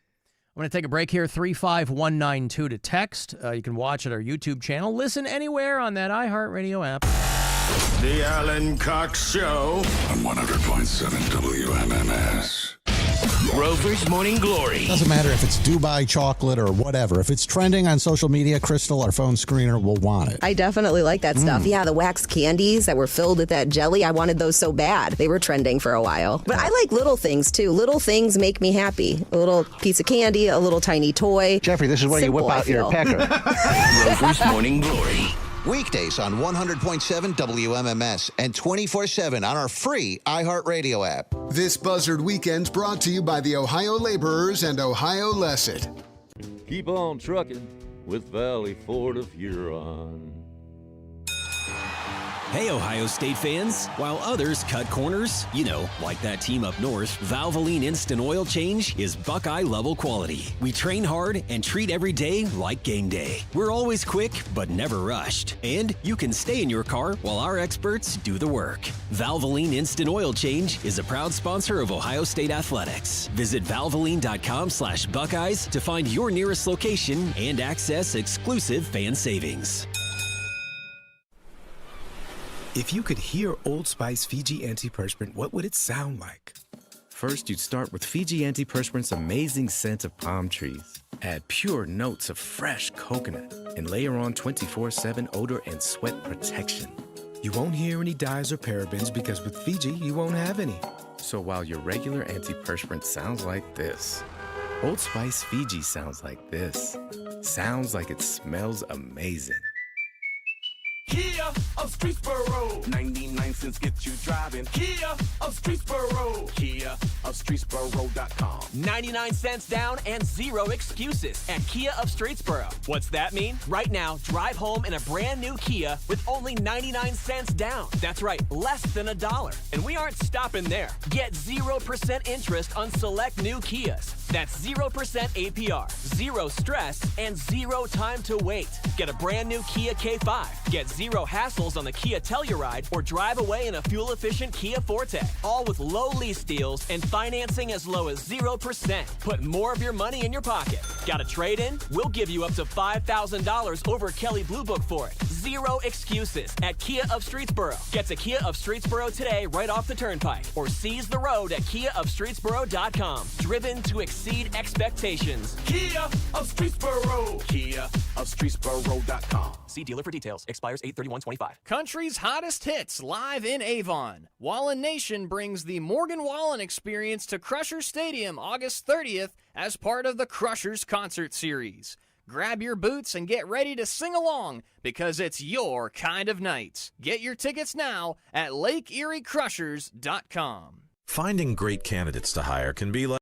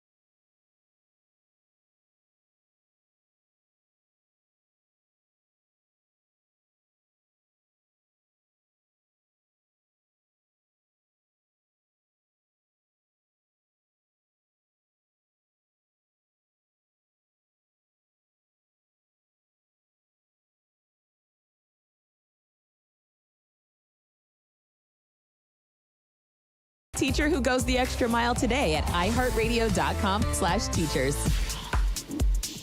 Mix and match scents to create your own unique scent combo that is as unique as you are. Mix, match, more happy with Gain. From the Avon Lake Chrysler Dodge Jeep Ram Studios, we say yes. The buzzer. The home of the buzzer. The buzzer. This is 100.7 WMMS. Cleveland.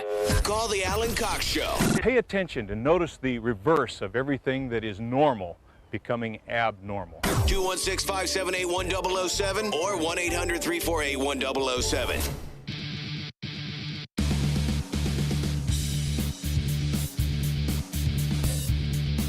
Are you going to Nine Inch Nails or no on Sunday? I'm on the fence, man. I think so. I don't know.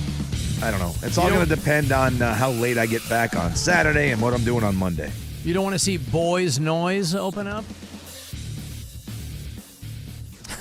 I'll leave it there. I was assuming that was rhetorical. Yeah, no. A friend of mine from St. Louis is coming in with her husband. She's like, hey, let's go get a drink. Like, wow, you're coming in from St. Louis for Nine Inch Nails. Where are you sitting? Did you get good seats? Oh, no, I'm way up there. Are you? Yeah. Yeah, because I was just getting them through here, you know? Oh, okay. And so we're up in Loudville, pretty much at the 50-yard line, which is totally fine. I mean, I haven't seen Nine Inch Nails in a minute. Last time I saw them was at the Wolstein Center. So that was probably 10 years ago. And it was unbelievable. Yeah, I do want to go. I passed Wayne Coyne while I was waiting for a beer. I was like, Wayne Coyne's just walking around from the Flaming Lips.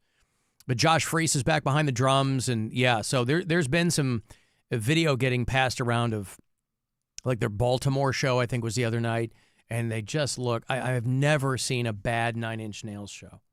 I mean, from Lollapalooza back in the day to, a few years ago, and so yeah, Sunday night, I'm really excited about it. You're doing a good job selling it, man, because now I'm looking for tickets. I doubt they're sold out, quite frankly. Pretty close. Are they? Yeah. Okay. But, yeah, no, I'm looking forward to it. And then I guess I'll just sit on my ass on Monday. I don't know. Seems rude. I mean, there's all kinds of people working on Monday. I'm sure you'll be working. You say you won't, but I'm sure you will be. I don't know. Our buddy Ethan there in Rochester, he goes, you get 0 points in my book for smacking a handicapped person at a show. The cranking is irrelevant. It's the corn part that makes him clearly a low IQ individual. Hey, listen, man, I didn't appreciate corn back in the day. I appreciate them more now. When they were first breaking out, I was like, oh, give me a break. But, with some distance, with some time, you can enjoy them. I was always okay with them. Never a fan, but they were fine. I liked Chutes and Ladders, things like that. It's okay. My favorite album of theirs is the one that most Korn fans don't like. It's called Untouchables. And I think it's 2003, maybe earlier than that. And that was the one where they kind of got their Depeche Mode on a little bit. But I just really liked the atmosphere of it. And I didn't need the bagpipes and the white boy beatboxing and all that crap. I wasn't, I wasn't a kid who wasn't getting enough hugs. So that wasn't for me, you know what I mean? But when they kind of went down the road a little bit and we're like, well, let's broaden our palette. I really like Untouchables. I still listen to that album on a regular basis. The first album was the only one I think I ever really kind of hung out with. Was that the self-titled? Where the girl is on the swing? No, I think that Life is Peachy? I think the first one was just the logo, wasn't it? Is that what it was? I don't remember. All right. Alan, if you were at a concert and saw a grown man whacking it, but your daughter was with you, what would you do? People ask that all the time. Around. Anytime there's a situation like this, they go, what if it was your... First of all, I wouldn't call her attention to it. No. But if she asked me, I would say, that guy's doing something he shouldn't be doing in public. He's clearly got some mental issues, right? Turn the kid around quick and hope she doesn't see it. That's what I would do. But my daughter already knows what all the parts are and what they do. And it's like, first off, sir or madam, if I was at a concert with my daughter like that, I wouldn't be up in the nosebleeds. How you like them apples? I would have sprung, Rob, for... But, my daughter's 9. Even she'd look at me and go, what is this? Corn? Please. No, she's firmly in the, I take your point. I mean, that's the fact that she wouldn't like him is irrelevant, but no. Hey, listen, there might be somebody whacking at the St. Vincent show tonight. You know, she's got a broad audience, Annie Clark. What do I know? Out there on the lawn at the Rock Hall? I hope not either.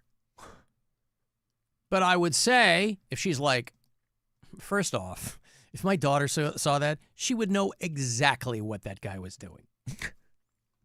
And I'm sure she would side-eye me or give me an arched eyebrow, and I'd go, yeah, leave it alone. Yeah. Somebody is going to, there's always going to be somebody who's going to scream at the guy. There's always somebody else in a situation like that. You don't have to deputize yourself to go over there and start kicking ass. Don't worry, honey. Somebody's going to come over any minute and punch him in the face when he's not looking. Right. That's why they have security at these places. You go get one of those guys. It's always the guys who come, knives out. They're dying to get into something with somebody. And I guess to them, that's a green light because they're pent up. And if they're not hitting somebody there, they're going to hit somebody somewhere else. And then people are drinking, people are getting drunk. Alan, there are protests on Monday. Come on out. For what? I take your pick. I mean, there's so many things to protest these days. It's probably something that's, Well, I just mean which one is well, maybe they'll tell me. I don't know.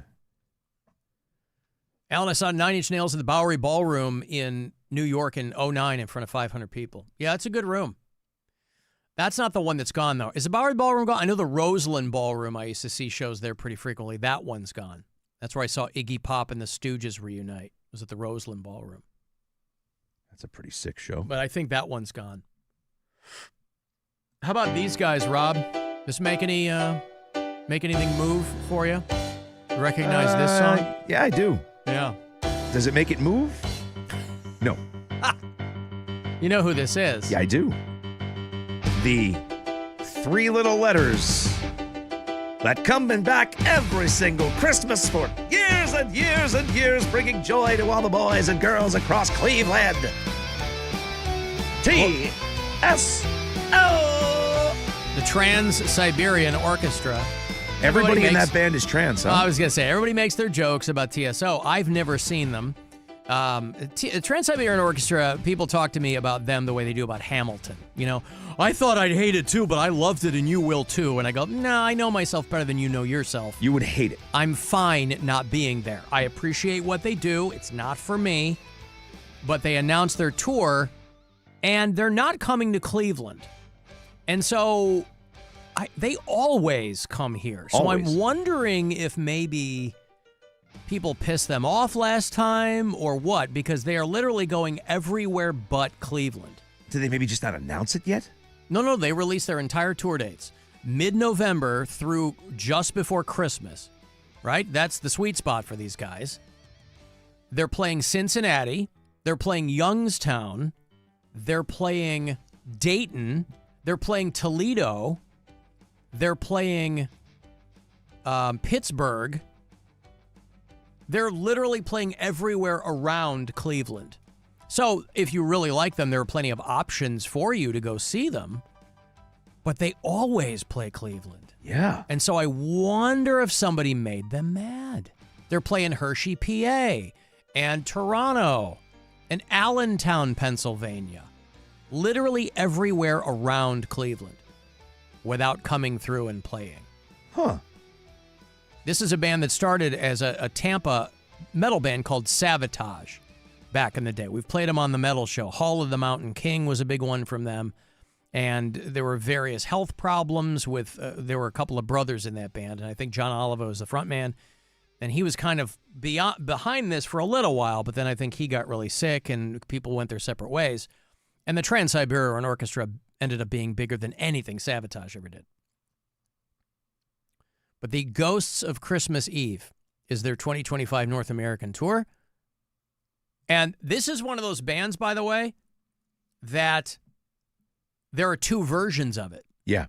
So it's like the reason they do so many dates is there's 2 bands. It's like a franchise, but with some of the same guys in it.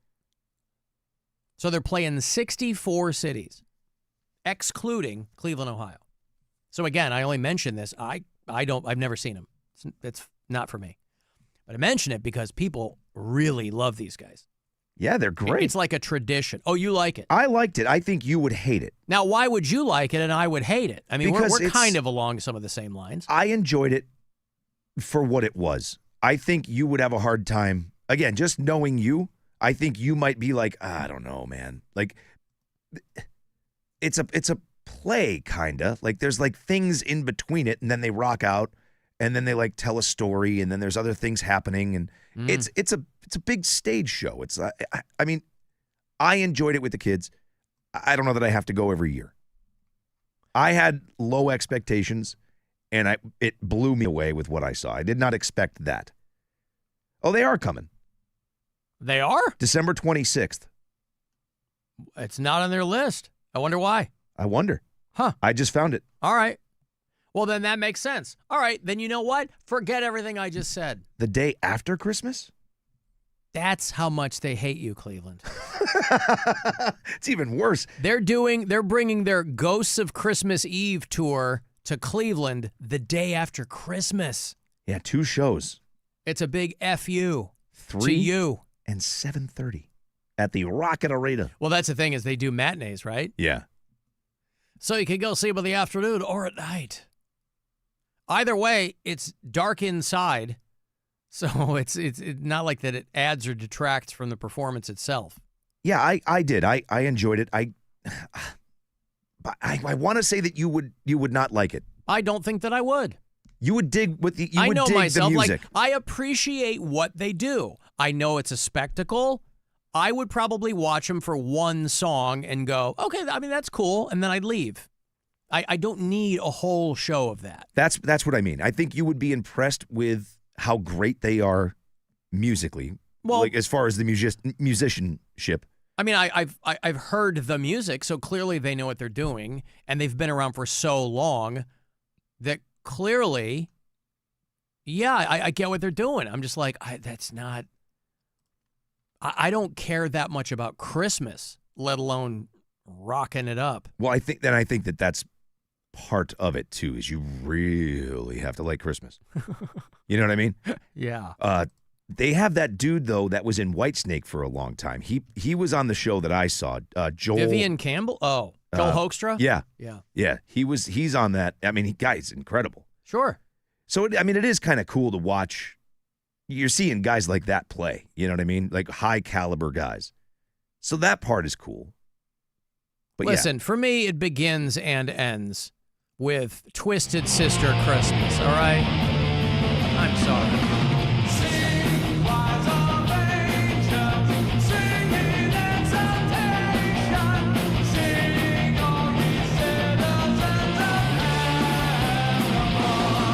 Why do bands feel compelled to do Christmas versions of songs? Especially if you're Dee Snider.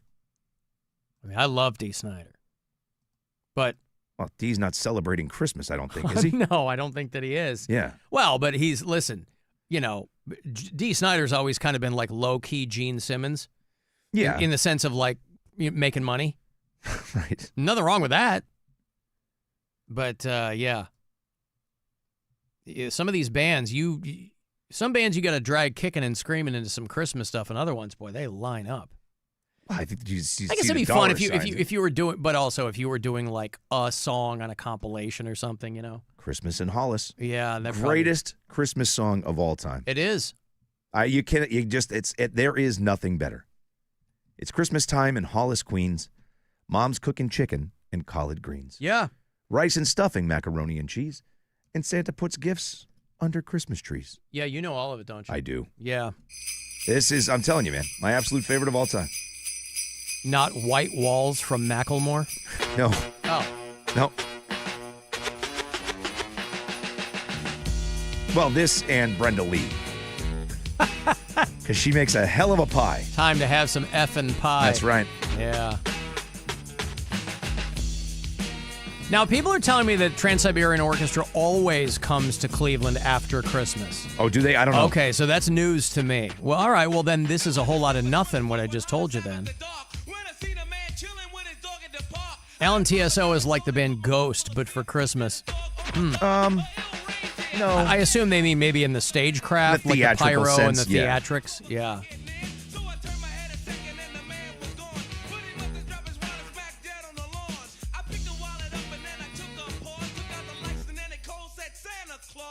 Well, you gotta love when bands were rapping about sneakers and Santa and, before everybody got too big for their britches, Rob.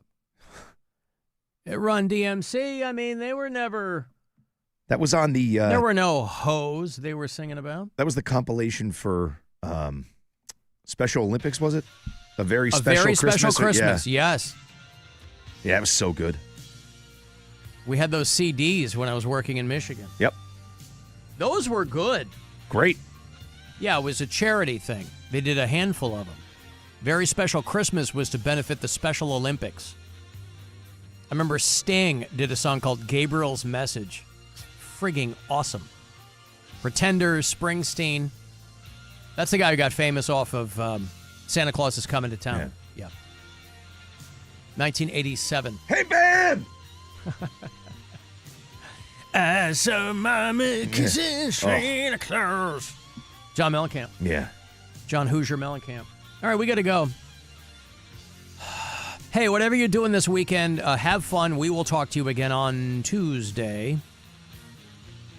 And thanks for listening today. My thanks to Brent Terhune. Good to see him. He's in town. 2 shows tonight and tomorrow at Hilarities. Very funny dude. We're going to go. I'm going to go to the 9:15 on the list. Cool. BrentComedy.com. Just go to Hilarities. Want to get up on some tickets there. And if you see Rob, go, hey, Bob. How you doing, everybody? How are you? Where can people get you on social? WMMS Rob on Instagram. All right. I'm Alan Cox Show on your socials. This program is available for you wherever you get your podcasts. If you choose the iHeartRadio app, there's the added benefit of being able to leave us messages there. A little red talkback button. Otherwise, voicemails on our After Hours line. That is 216-986-8903. What else? The Bud Light football face-off, formerly your Cox Out pregames. That whole schedule there for you at WMMS.com at the contest page. What am I forgetting? Oh, our metal show is tomorrow night, 2 hours to midnight. That's me, Corey Roddick, and Pat Butler. 120 minutes of nothing but metal. New stuff, old stuff, local. It's great. Bruce Dickinson of Iron Maiden will join us tomorrow night. And then Sunday morning, it's the Week in Cox. That is 2 hours of the best stuff from the week on the show.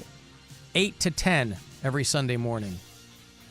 And I guess that's it. Thanks, guys, for hanging out. Guardians baseball in a bit. 6:40 is your pregame. 7:10 they start up here at home, around the corner, against the Seattle Mariners. And have a good weekend. Do something dangerous. We will talk to you on Tuesday. Bye. Have a great Friday, you motherfucker. Be careful of what you say. Be careful in every way. Be careful of what you do. Big Brother is watching you. Be circumspect and discreet. Stay light on your mental feet. One slip and you know you're through. Big Brother is watching you. Conform with all directives.